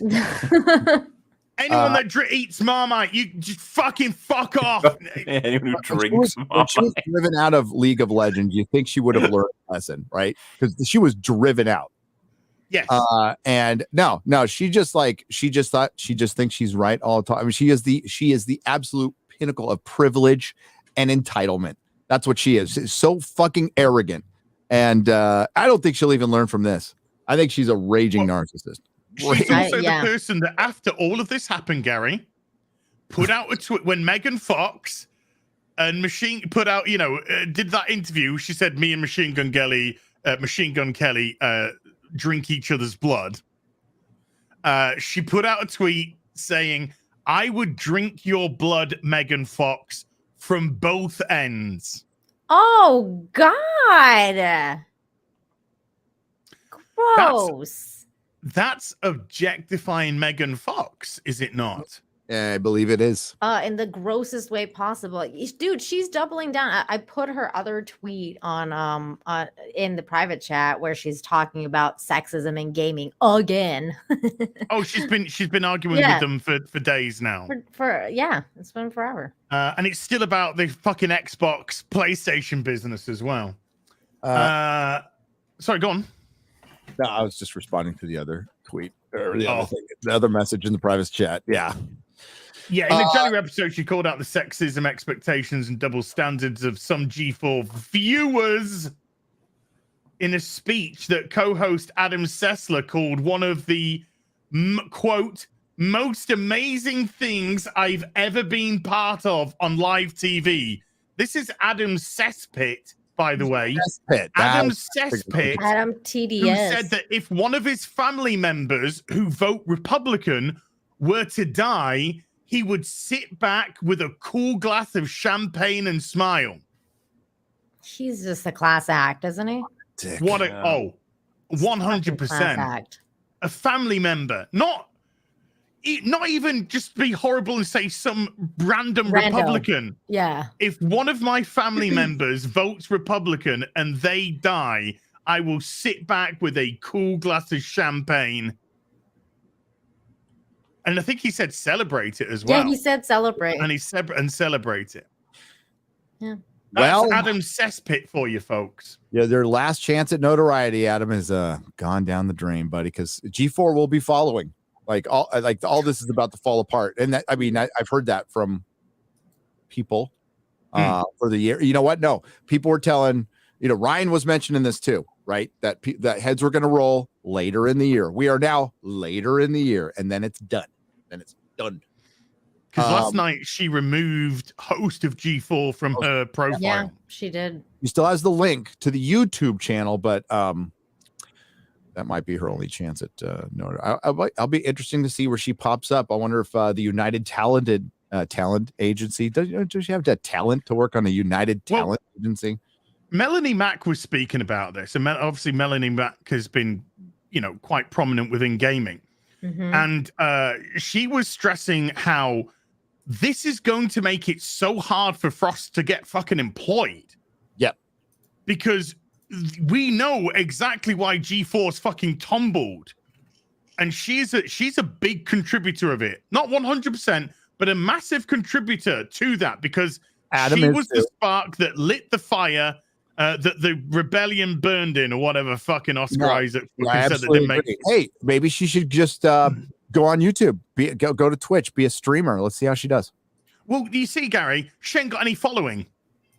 This is a classic Gail Simone business. Remember when Gail Simone, who gobshites all over fucking Twitter, can't write a fucking comic for shit, hasn't been able to write a comic for about fucking 17 years now. She went onto YouTube and was a fucking failure. Nobody went to watch her on YouTube. She has no audience on YouTube, and she didn't even know how to construct a channel, how to put out a fucking basic video, nothing. So where is she? She quit after like 3 videos, back on fucking Twitter, talking about all kinds of fucking dumbass shit to try and get attention, because that's the only thing that they can fucking do. Oh, it's been years since she was always kind of lazy with books. But you're so right. You try and build, get Frost to try and build a community on fucking Twitter or something on YouTube. Luck. Good luck. 2 sources Kotaku spoke with speculated at the time that the decision may have been related to September 15th tweet. No shit. Think. G4 layoffs, hoping that Black would be it was likely aimed at those who had celebrated the G4 layoffs, hoping that Black would be one among them, but was also interpreted by many as a tone deaf in the wake of so many losing their jobs at the network just the day before. And that's exactly what she is. And that's what every single one of us under the sun fucking ratioed that bint. I've got that tweet if you want me to bring that up. Oh yeah, put up the tweet that was about as smart as the sexism is in gaming rant. I mean, go back to that article. She's very consistent in her stupidity. Like, this is a dumb woman, so a dumb person. There we go. So she put this out on Twitter. That didn't age well. I survived. Crown, fucking cool glasses, spliff. This is after 30 people got fired that day. I've been through a layoff before, and it's one of the worst feelings in the world, and it's just oh my god. And I can't even imagine if one of the people that I worked with that got to keep their job was like, you know, I survived and made a meme like that, because it really it's a heartbreaking thing to go through no matter where you're at. So it's just fucking so insensitive. Oh, we'll play that before we go. Oh my god, he's at a burger joint. They all are. Oh, they all are. And then somebody put Brian in with his order wrong. Dude, they're gonna fucking crash that burger joint. Like they'll make it poor burger joint. And there's that Jeremy's this is Jeremy so got him as well. On point. Dude, that is an ancient meme, and it's been so applicable. So good. I don't know if you guys want to watch this. The Quartering put out a video for a song video about her getting fired. We got our own song that we could play. Oh, yeah. We got our own song we can play. Okay. But yeah, she got absolutely destroyed. Frosk is returning tomorrow on her show tomorrow with Zipper. Oh yeah, yes, that's right. Zipper's making a triumphant appearance. I mean, we'll have Jeremy from the corner. Go check it out after the stream. Go check out a song for sure. Yeah, it's funny. He was on Friday Night Tights last night. Awesome. Last night? Last Friday. Sorry, last show.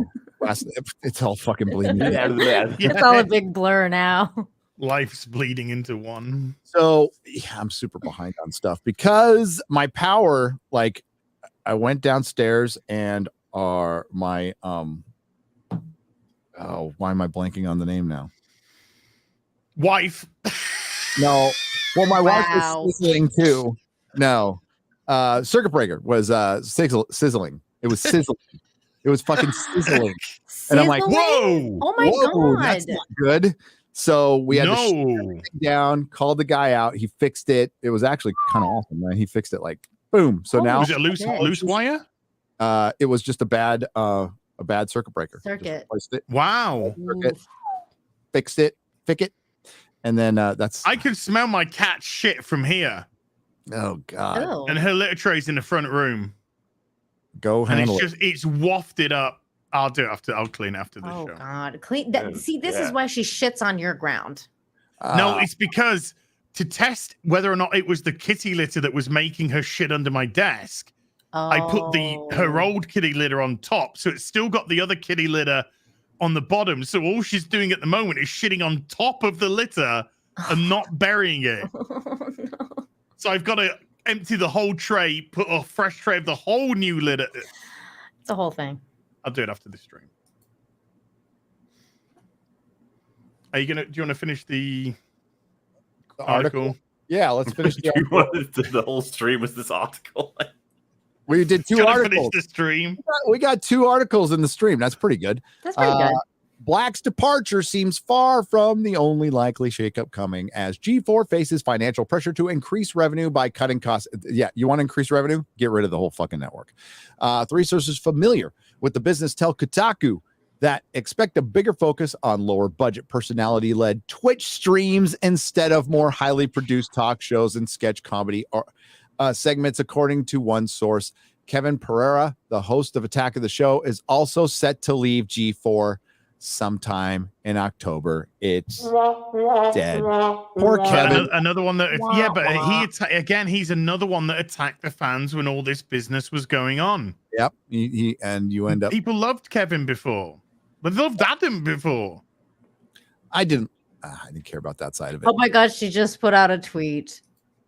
She did not. Yeah, thank you so much. The real BBC? She's like, thank you so much to the. Here, I'll share my screen. Yeah. Oh no! Oh no! Oh, here we go. Yeah, I got it. Trade school, Frosk. It's an option.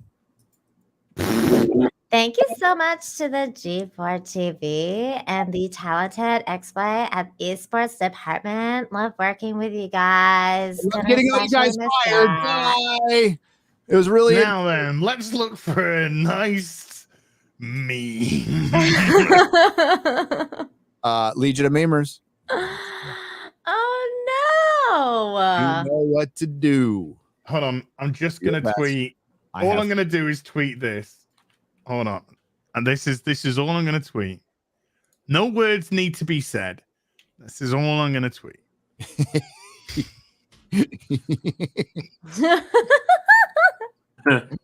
I gotta put Frostbite too. I'll let you do that for a while, but like every time she does something, I throw Frostbite up just because I know it does. I said bye, Felicia. Bye, Felicia. It's Bye. now Learn to code. Look, I'm not a proponent of cancel culture. Nope. But I believe when wrong people are doing bad stuff, they deserve to go. Yes, it's not consequence culture. It's the consequence of an individual who is a freaking idiot. If you know, I've made huge mistakes too. Mm-hmm. Even bigger than that. I haven't buried an entire company though. Haven't managed to do that yet. Yeah. Maybe someday. Maybe so we can dream. 67,000 square foot studio. 67,000 square foot studio. Doing the same shit we do in a room. Doing the same shit we do in a room. I know I'm a loser. I ain't got no bitches. I'm in a bedroom in my house. But I'm fine. All my thumbnails are fake. That really isn't. Hold on, I'm just gonna drink nervously, Gary. Hold on. Yeah. Nervous sip, everybody. Well, I got 2 bitches. I got 2 female dogs. So I got 2 bitches. And but I don't rent a studio from somebody else. I just do it here. And that's all I'm ever gonna do. Gary, you gotta share this one. I'm fine with being a loser. I think we got the same one. Oh no!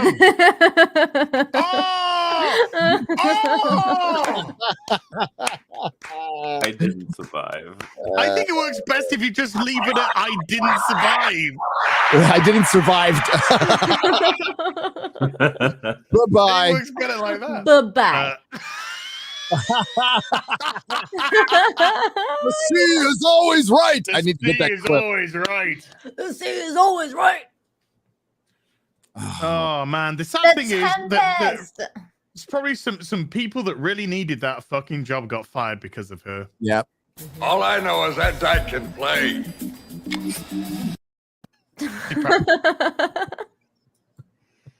I love Dodgeball. Dodgeball is so good. I love that fucking movie, man. Remember when comedy used to be comedy? Oh my god, that's such a good movie. I love it. Oh my god, you can't say dyke. Okay. There's dikes everywhere. Wow. Especially in Holland. In Holland, yeah. Mm. A Yeah, lot of there's dikes in lots. Holland. They call them levees in New Orleans, but they're same as dikes, right? They keep the water out. I've never fucked a levee. Keeps on raining, the levee's going to break. The dike is going to break. Bashy Washy, maybe they're different. I have no idea. I don't care. Bashy Washy has gifted 10 Nerdrotic memberships for $50. Bashy, you're so washy. Legend. They are a legend. Legend. You They- know, Bashy Washy. Like, just misgender them. Don't say they. Just don't. I hate they. Oh, he. Bashy Washy might be It's a girl. just the way that's the way the pronouns can work. It's just No. Hey, Now I'm he gonna or she, damn it. anyway. say he or she. I will risk Bashy Washy. They them. they messaged me. I'm just going to phrase this in a provocative way. Phrasing. Please. Complaining that YouTube had refunded them 100 fucking gifted subs. It's like, YouTube refunded me 100 gifted subs. I'm like, well, I'm glad you got your money back. Yeah, if people didn't that's pick the up most the, important if part. people didn't pick up the, but it's like they were mad that they got them back. Oh yeah, make sure to pick them up. But I mean, that's but at least you got your money back, and it's a full refund. Yeah. But that's all. They are lovely. They are lovely. Lovely. You got people complaining that you didn't get the fucking gifted subs. That is mad. No, I got it. Sometimes I forget. There's something I need to set up in PayPal where I have to go if it's like a foreign donation, I have to go in and accept it. And I don't check my PayPal all the time. So it's like, so I've gotten a couple of complaints about that, which is awesome. Man. This person went in hard. This person went in hard. Okay, Oh. Oh no. With an angry laugh. You just needed a U-Haul. That's all you need. Yeah. U-Haul. Sponsored by U-Haul. God. By U-Haul. Oh. Learn to insult your customer base. Use your company as a platform for SJW ideology. Put your brand support behind toxic behavior. Seal clap with seltzer and go for. Oh my God. Longest lesbian relationship of all time. Frosk with fucking G4. Oh God. Dude, the memes are insane. Oh, look at them. Right They're now. laughing. They're relishing it. Yeah, fucking am, bitch. Laughing my fucking ass off. The memes are absolutely like insane. Did like every one of us? Did we all just say after that speech, that's it? G4 are done. It's just a matter of time now. Yeah. It's just a matter of time. Yep. They dug their own hole. The Frost story has ended just how we thought it would. What a Sometimes surprise. it takes a little bit of time, but there you go. The universe tends to unfold as it should, like I said earlier. Bradley Karma. Burnett, Karma's a bitch. And they don't drive a U-Haul. They don't. Well, they can't find one right now because they're California. They're all gone. Everybody's leaving. Bradley Burnett gifted 10 Nerdrotic memberships for $50. Bradley, thank you. Ryan for 50 British pounds. The other Ryan, we'll say proper Ryan because he's in UK. The only people not sweating bullets at Amazon Studios right now is the entire VFX department. No, they'll be fine. Believe me, Marvel somebody will need them. But if I worked for Rings of Power, I'd be sweating everything right now because according to multiple, Jeff Bezos is fucking enraged right now. He's embarrassed. Sweat would have sweat. You embarrassed a trillionaire. It's not a good thing to do. It's not a good thing to do. You could do a lot of things to a trillionaire, but you make him sad. It's in the week that he became the third richest person in the world. He lost his second spot. Oh, to who? Elon? Some Indian guy. Oh, okay. Yeah, okay. Probably. That's where you're gonna get, folks. Some Indian guy. Some Indian guy. Was he like? Never mind. I'm not. Some young guy. Late Arts husbando for $100. Wow. Who has relationships with women and feet fake to as? Trucker Rob. Hey. Wow. Wow. The Rings of Power has Arkansas against the ropes, but not all hope is lost. Will our duo find entertainment, or will they? Will the sea always be right? Tune in to our House of the Dragon review tomorrow and find out. And that's Arkasul. Arkasul. Arkasul. Yeah. How you doing, dude? He's a good dude. Yep. Mr. Tickle Trunk has gifted 10 Nerdrotic subs. Mr. Tickle Trunk, yay! Mr. Tickle Trunk. You know when the sea is always right shit. When they had that scene where they were talking to the Queen Regent or whatever, and he says the sea is always right, that she says yes, but the sea cannot commit treason. So I was like, what the fuck are we talking about? What's happening? The sea is always right, but it cannot commit treason. What is going on? Like, it's the stupid analogies they use. These are the things that made me think they really wanted the Game of Thrones, because that the sea is always right thing totally sounded like one of those, house sayings or whatever, and they were like, oh, we're gonna make one. It's gonna be the sea's always right. And I was like, oh, okay. Yeah. It makes no sense. None of them hit quite as well as any. Winter is Coming sounds so much more foreboding and interesting and fun. And then you find out like the reason why those are the Stark words are much more detailed. Than Or the seafaring ones. What were they called? I forget. We do not sow. You talking about that? The Iron What is Island dead one? may never die. Oh.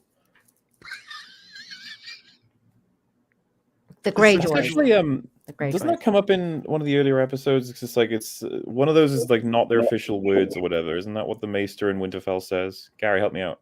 What? Sorry, I was looking for something. What? Say again? Yeah, the Iron Islanders. Their words, because they say we do not sow, but then you've also got what is dead may never die.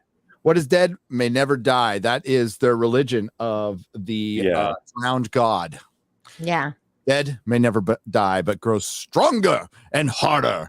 And what Aeron Greyjoy does, which is an uncle, which is the most normal uncle of Theon Greyjoy, he is a priest. And what he does is he drowns people and then gives them CPR. And if they survive, then they are a drowned man and they are pure.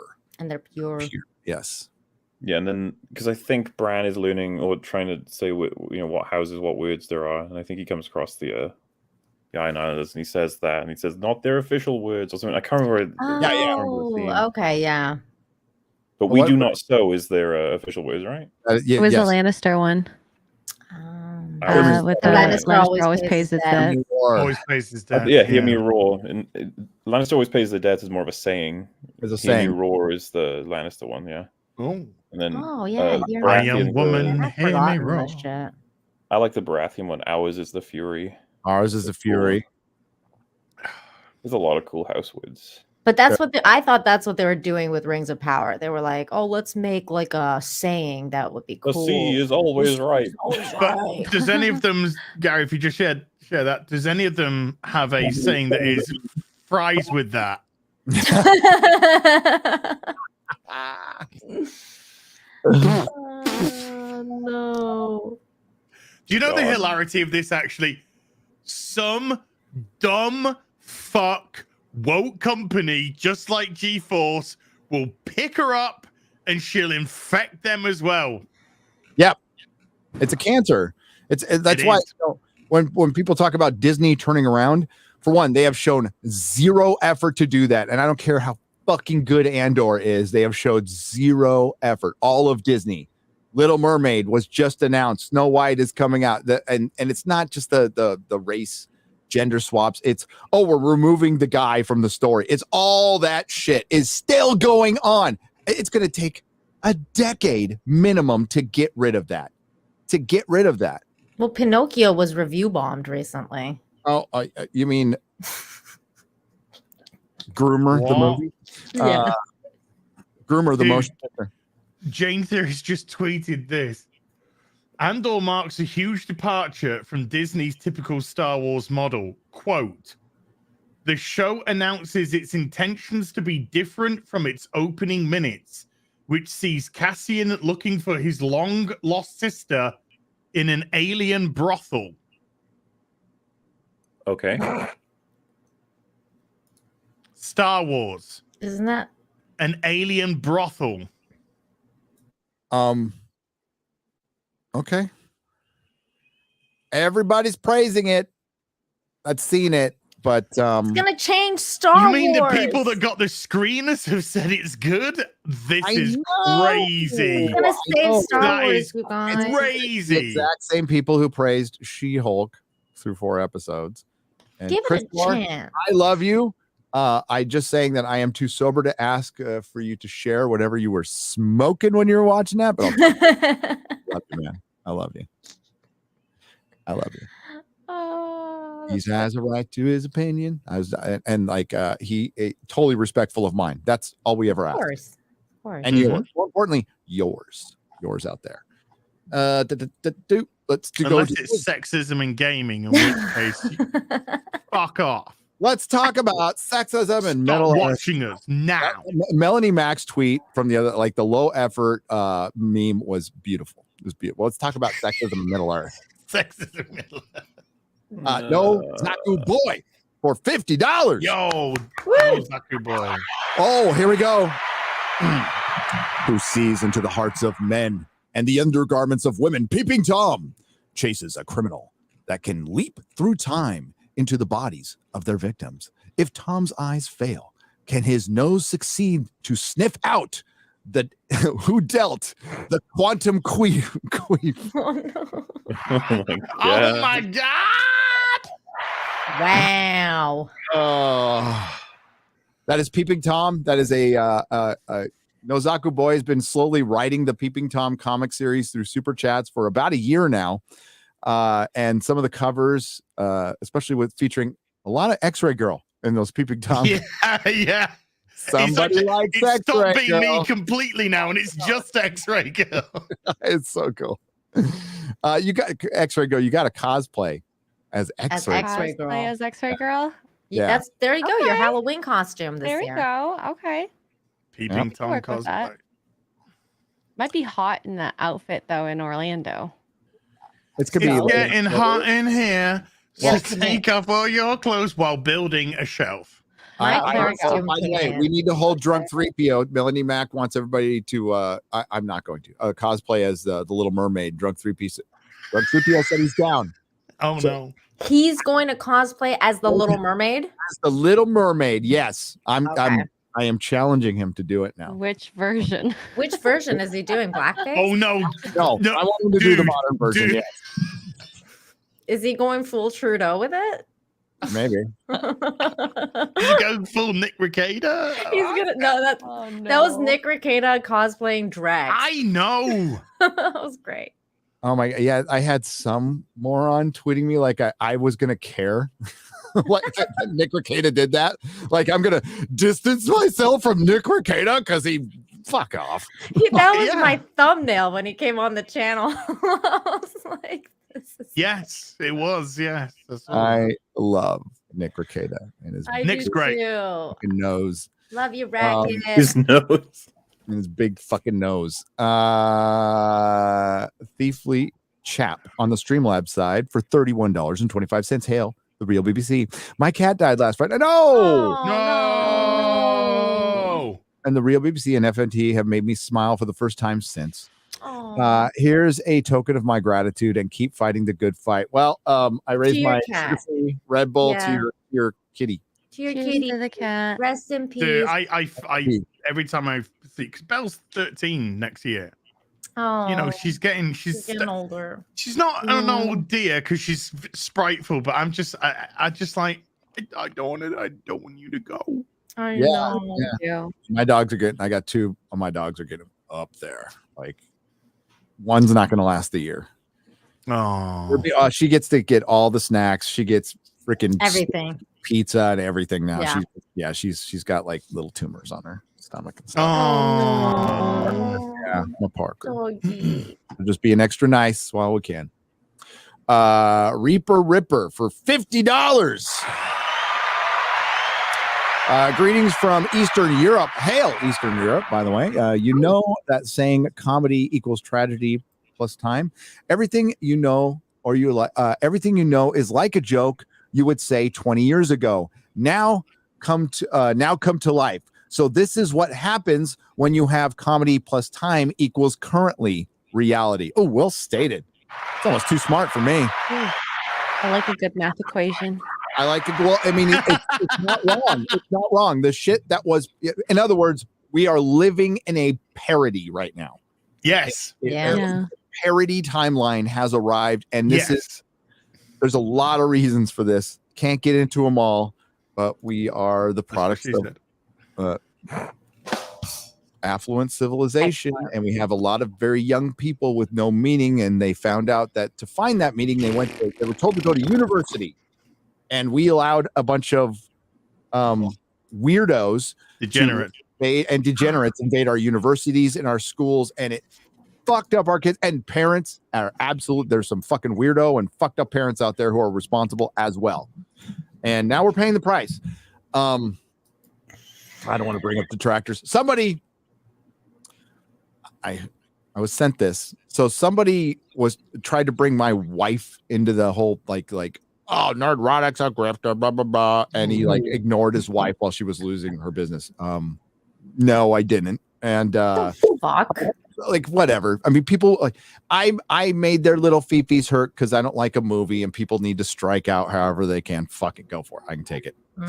In the prison, yo. But when my wife was losing her business, she wasn't sitting there bitching about it like this guy was about my movie opinion. She was out fucking doing something about it, like immediately. She was sad. She went through it. She did something about it. We don't have that kind of drive in kids anymore. By the way, the COVID fucked with my kids and everybody else's kids too. We're just getting my kid back into a fucking school, like now. You know, like this October, gets accepted. They just laid off 800 teachers in New York again because of the mandates. It's like Biden said the COVID's over. Did you know that California still has some emergency still intact right now? Governor Gavin Newsom still has emergency powers. Yep. To this point. They just ended the mask mandate in California 7 months ago. That's it. I thought they brought it back again. They got really close, and the LA was just like, no, we're not going to do it. He wants to be president of your country. Hey, breaking news! We got a sneak peek of Drunk 3PO's costume. Okay, let's see it. Oh boy. Oh no! Oh no! That's the wrong one. Oh. Oh my god. Oh my god. Oh shit.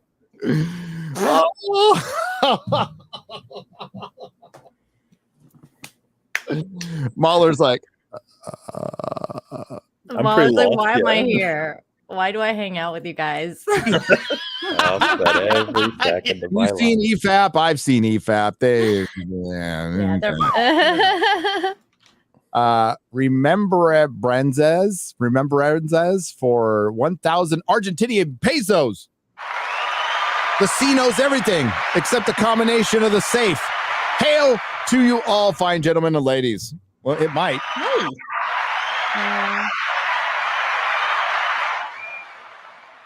Oh, I'm gonna ride that C is always right thing till at least the end of Rings of Power.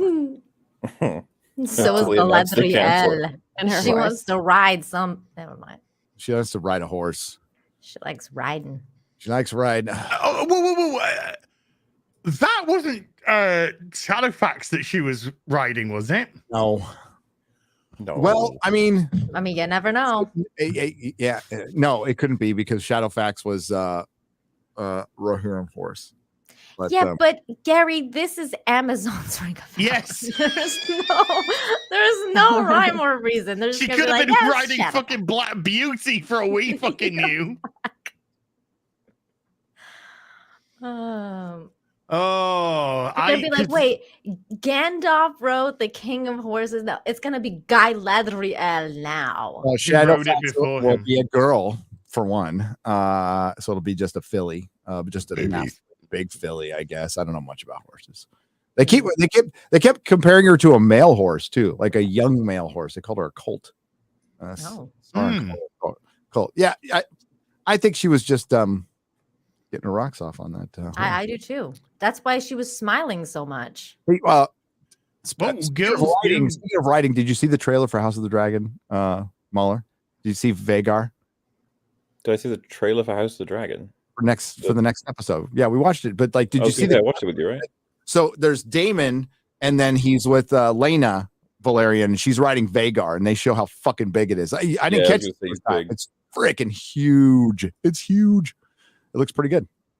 Well, yeah, I'm pretty excited for the next episode considering the time jump. I want to see what's going on with everybody.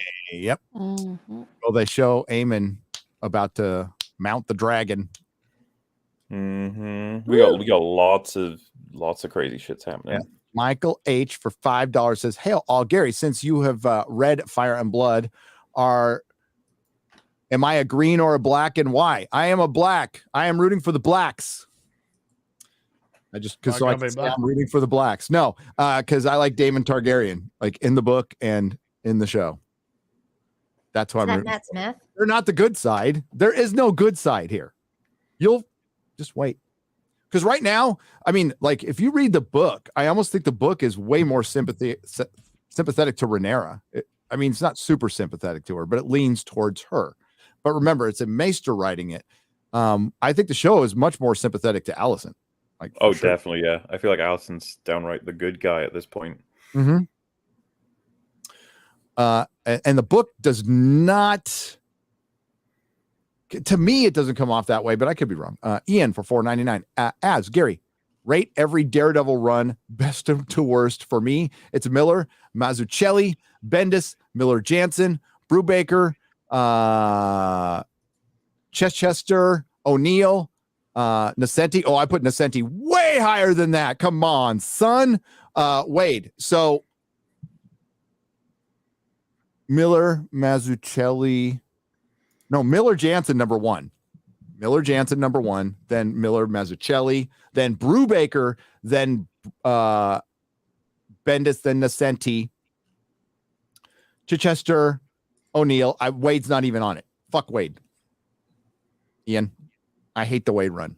I read it once. I'll never read it again. Wade, the famous character from not Andor, fucking Obi-Wan Kenobi episode 5. You know what? He is more honorable than the Wade I am speaking of. Mark Wade. 4? I don't even remember which one it was. Mark Wade is a psychopath. Too soon, MauLer. Too soon. Too soon, yeah. Rip Wade. What time are we at? Do you know that the reason why Mark Wade never made it in Hollywood is because everyone thought he was just a fucking psycho. Because he is. Mark Wade. Okay, gotcha. But he could have been, doing the Jeff Johns, Mark Millar. He could have been doing that, but they just he's fucking stupid psycho. Oh, you're right. And no, there was a time he was really good. I didn't like his Daredevil run, but I certainly liked other stuff he was doing, for sure. And I think he had his run on Captain America back in the late 90s, early 2000s with Ron Garney was fucking great. His Flash was pretty good. His Flash was good too. But he's Kingdom Come, obviously. Next the fantasy series he was doing with why am I blanking? God, I'm getting old.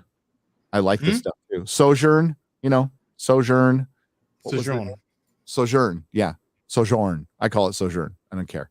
What was the publisher for that? Again, help me chat. They went out of business. He punched their wall. Yeah, punched the wall. God. Cross-gen. He was good there too. Was literally epping on the floor. Yeah, he's tantruming on the fucking floor. The day that happened, somebody throwing who worked stuff around. Tell me it happened. They're like, Mark Wade just punched a hole in a wall in our fucking office. I'm like, why? But then I don't want to. I know way more about comic artists than I ever. Frosk Publishing. Frosk Publishing. Either way, I you can't but Ian Miller Mazzucchelli.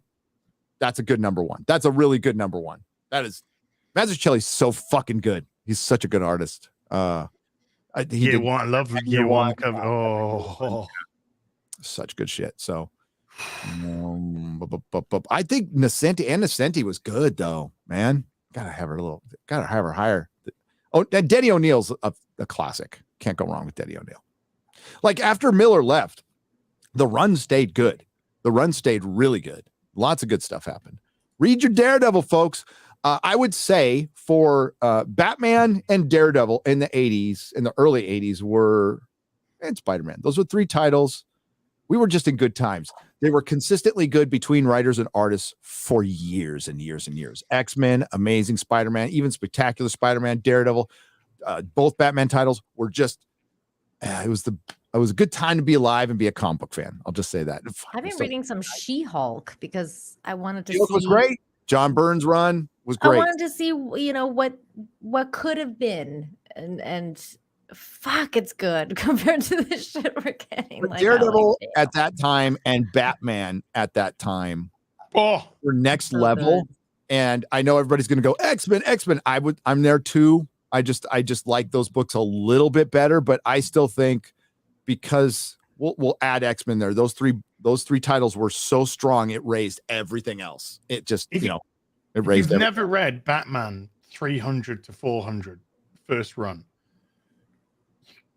Even if you get it in trade paperback, get it. Because that 300 to 400 stuff is just absolutely fucking amazing. It really is. Brings in a lot of home run after home run. Yeah. I didn't even get a hold all the of Nocturna stuff with Jason Todd. Then they redid the whole thing again with Jason Todd. Killer Croc coming in, the Poison Ivy stuff, the Catwoman stuff. Black Mask came in. You had the Silverson Cloud stuff. Bruce Wayne in the penthouse, not in Wayne Manor. This was a time when comic creators wanted to create comics. We had great publishers coming out, like Dark Horse was in early days, Pacific Comics.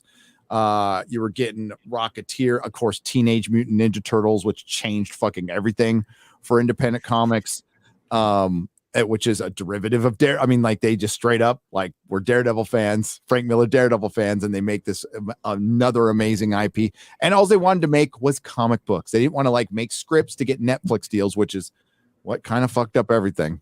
So, well, and giant corporations buying these. We should have seen it. DC, their biggest mistake was constantly resetting their fucking timeline. Once was fine. I think once kind of needed to happen.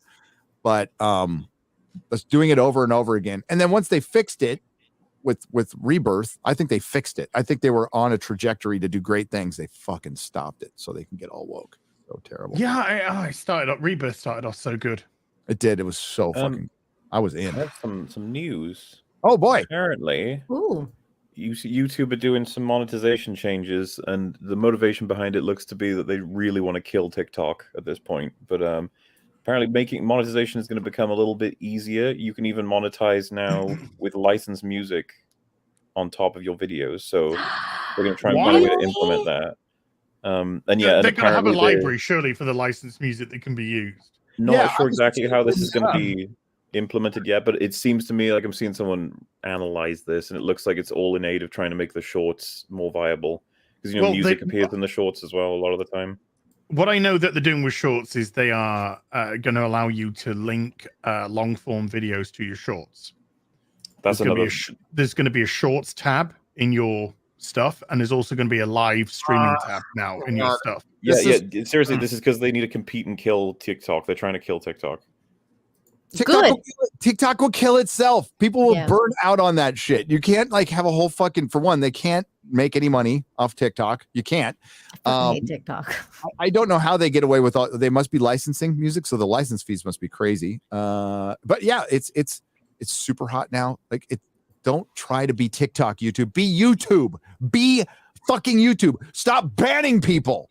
Okay, for one, stop fucking banning people. Maybe this will. In a sense, the monetization things, maybe it'll help us out in some ways. I'm gonna fall on. I don't think it ever helps us. You see what the top 5 channels are still Jimmy Kimmel and this corporate shit. Get rid of that shit. Get rid of that shit. Put the U back in YouTube. Get rid of fucking Susan Wojcicki, who's a dumbass.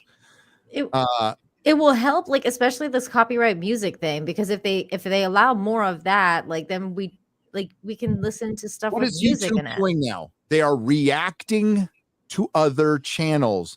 Twitch gets, Twitch isn't even competition for YouTube anymore, but for a minute they were, right? And it forced YouTube to adopt some of their practices. Why don't you be an innovator and allow your creators to stay? Stop buckling to fucking Washington Post and Taylor Lorenz and lean back into free speech.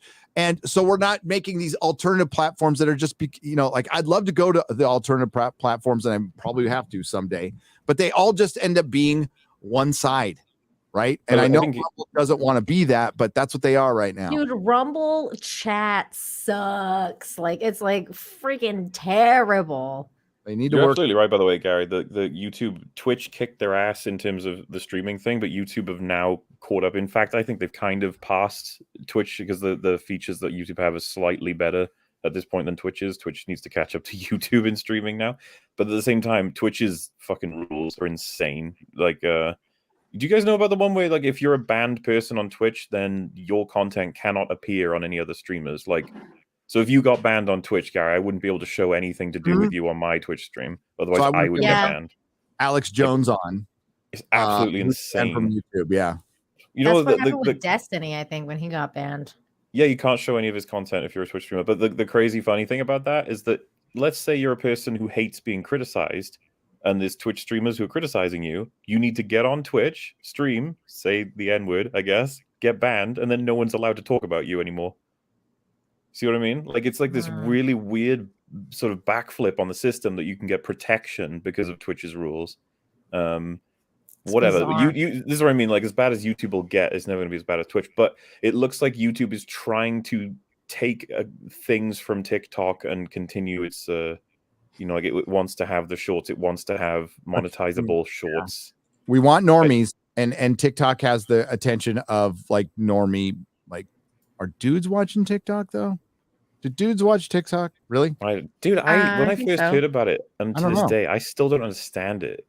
It seems like a hyperactive service. Like, I think it's like a mental illness place where it's like all the mentally ill. It's a Chinese information gathering system. That's what It is. Yeah, like let it. Like, yeah, I think it's a bad idea. I just don't think shorts will work here. I could be wrong. I will never do them on this channel ever.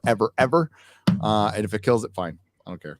I don't want people are mentioning as well. So you guys know about the woman who was like having sex on her channel on Twitch, got a temp ban for 7 days, and then like another guy, a guy like fucking there was an artist who was drawing just a scantily clad woman, and he got banned, like permanent ban. It was just like, what the fuck? God, really?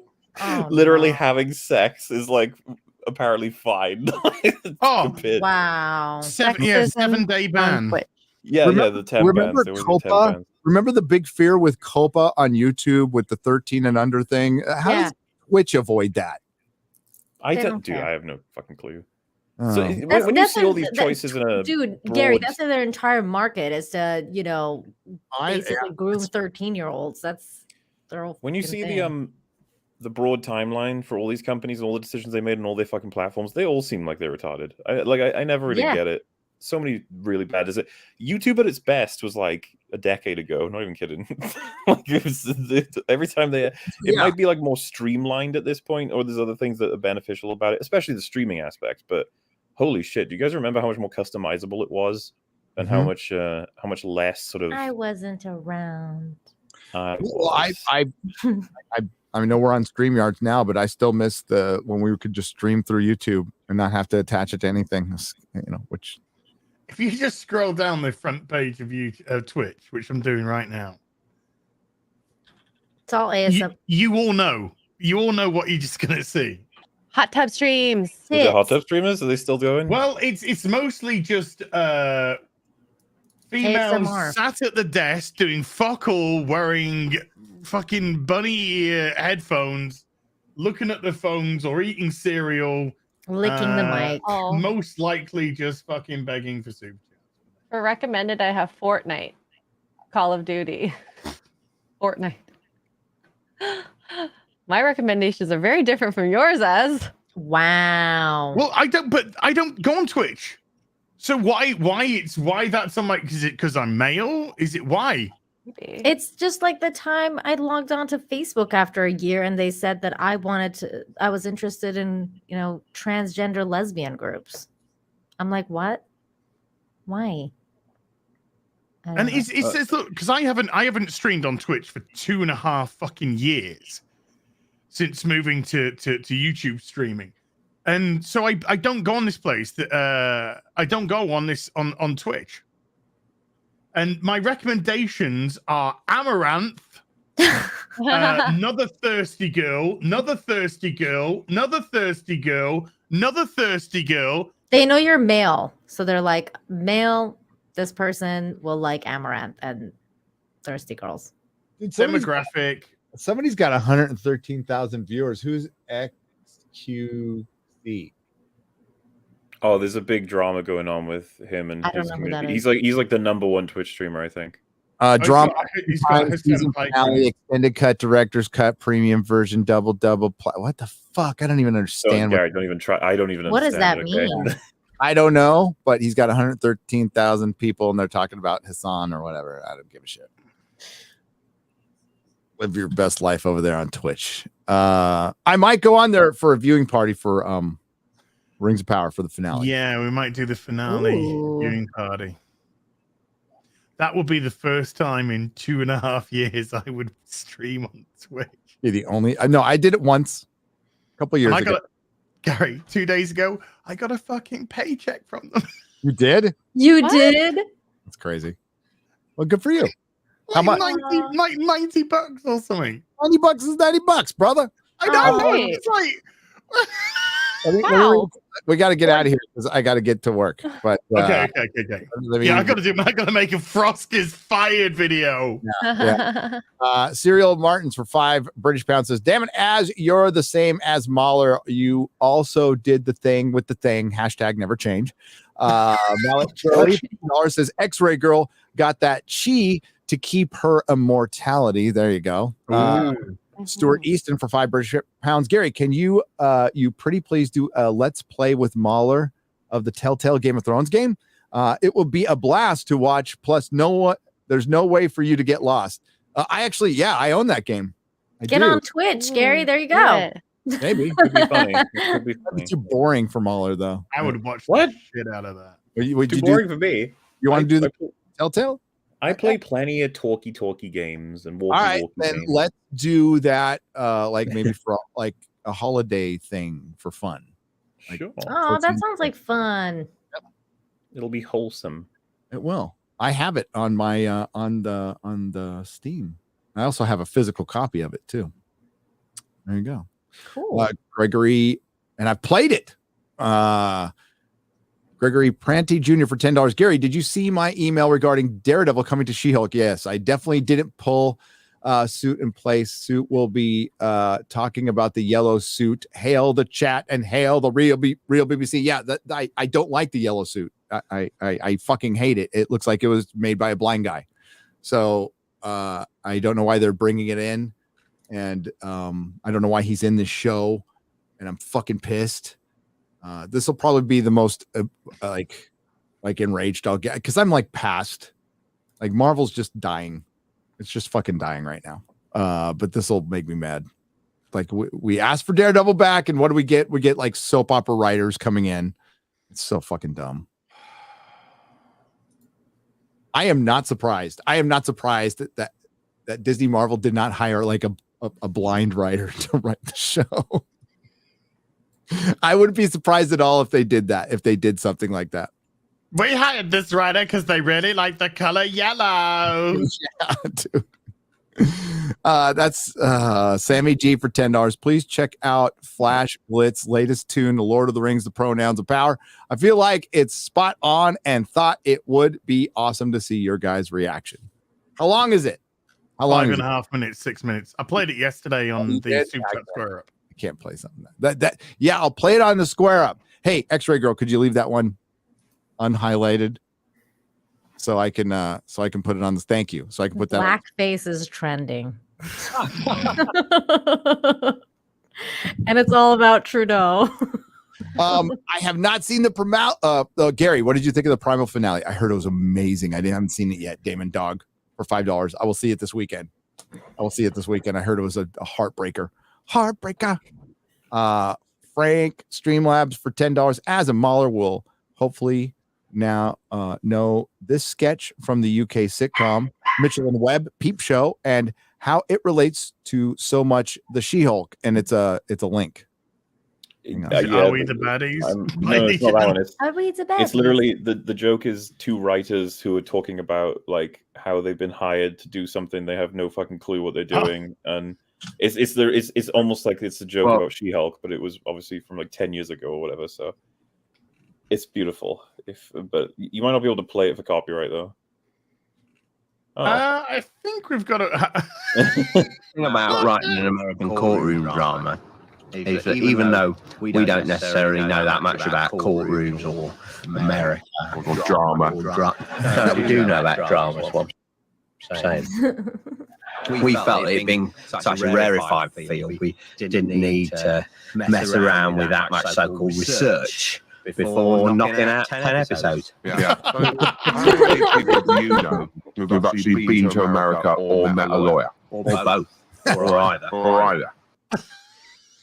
Oh my God, How many that was people do you good. know have even been to America or met a lawyer? That is beautiful. Perfect. It's one-to-one. It's perfect. And that sketch goes on, by the way. They show the show, and it's like this this part where they're like talking about nonsense and bullshit. Like all the dialogue is fucked, but in the background you just see people walking in circles and shit because like they have no idea what they're doing with making it. Basically, it's just fun. It's fun, but life has become the thing they were saying it would be funny if it was. So now we got to parody even harder.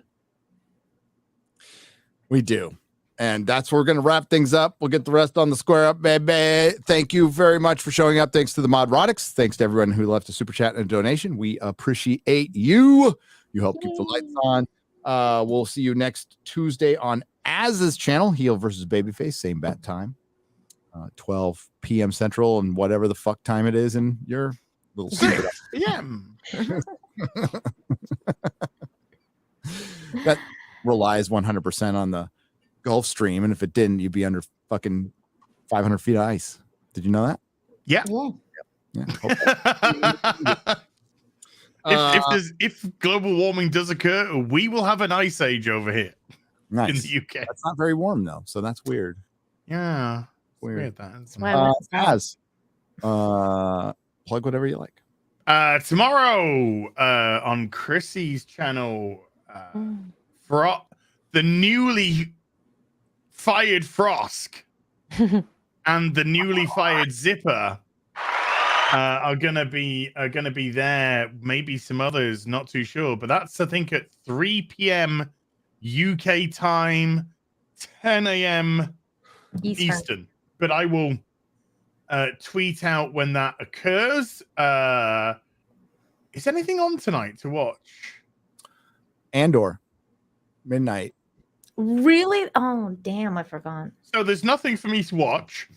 So then Thursday there will be She-Hulk. She-Hulk. Friday there will be the Rings of Power review and Friday Night Tights. And other than that, I'm not sure. I might do a gaming stream in between. Who knows? Who knows? Oh God, the 50th anniversary. So good. When he came back, it was unbelievable. When Tom came back, oh, the curator. You just might. Like, yeah, but I just might, don't you know? Yeah. MauLer. Hello. Tomorrow we're doing an EFAP episode because I was unable to do it on the Saturday, so we moved it along. It's going to be breaking down the latest 2 episodes of Rings of Power. Woohoo! Wow. What? Yeah, we're trying to keep up. You see, we're falling behind because we've still got another She-Hulk episode we got to get done. Then the Andor ones. It's going to be nuts. It's the arc of the streaming era fleams. So we've talked about this. It's the most wonderful time of the year. Yeah. Well, it really is. Spooktober is on the way. Okay. October's coming, then Christmas. Yeah, it's gonna be fun. Thanksgiving and then Christmas. Only other thing is there is 2 days left on the plushie. The plushie. Oh, the plushie. You gotta grab them while you can. 2 days left. Myself and Fringies. There's not much time left. Cute little guys. If you want them, now's your chance. If you don't want them, well, that's your opinion. Go get them. Get them. So adorable. I got mine. Get them. Thanks, MauLer. See you Sunday. Yeah. House of the Dragon, episode 6. Yeah. Nina. It was awesome to hang out with you guys, as always, on the Real BBC. Tomorrow, I have Breaking the Narrative at 6 p.m. Eastern, because my very special guest will be the Critical Drinker, and I changed the time for him because he's all the way over where you guys are and needs the time. So 6 p.m. Eastern, my channel with the Critical Drinker tomorrow, and then Friday, as always, I'll be balancing the show out with good news with Infinite Hope right before Friday Night Tights at 2:45 Eastern. So you can come hang out with me and get some good news for a change. Thank you so much for having me on. Thanks for being here, Nina. See you next week and around the internets. Excellent, girl. How's your bruise? My bruise is good. I think it looks more purple. I guess you know what? I can show the chat. Maybe I'll just show you guys. Oh, let me just change the lighting in here. Show your sex injury. Show Mark's domestic violence. Your sex injury. Okay. Well. Okay. Oh wait. I have a. Second. I gotta turn my camera on. Nope. This is a whole thing, isn't it? Okay. Oh, there you are.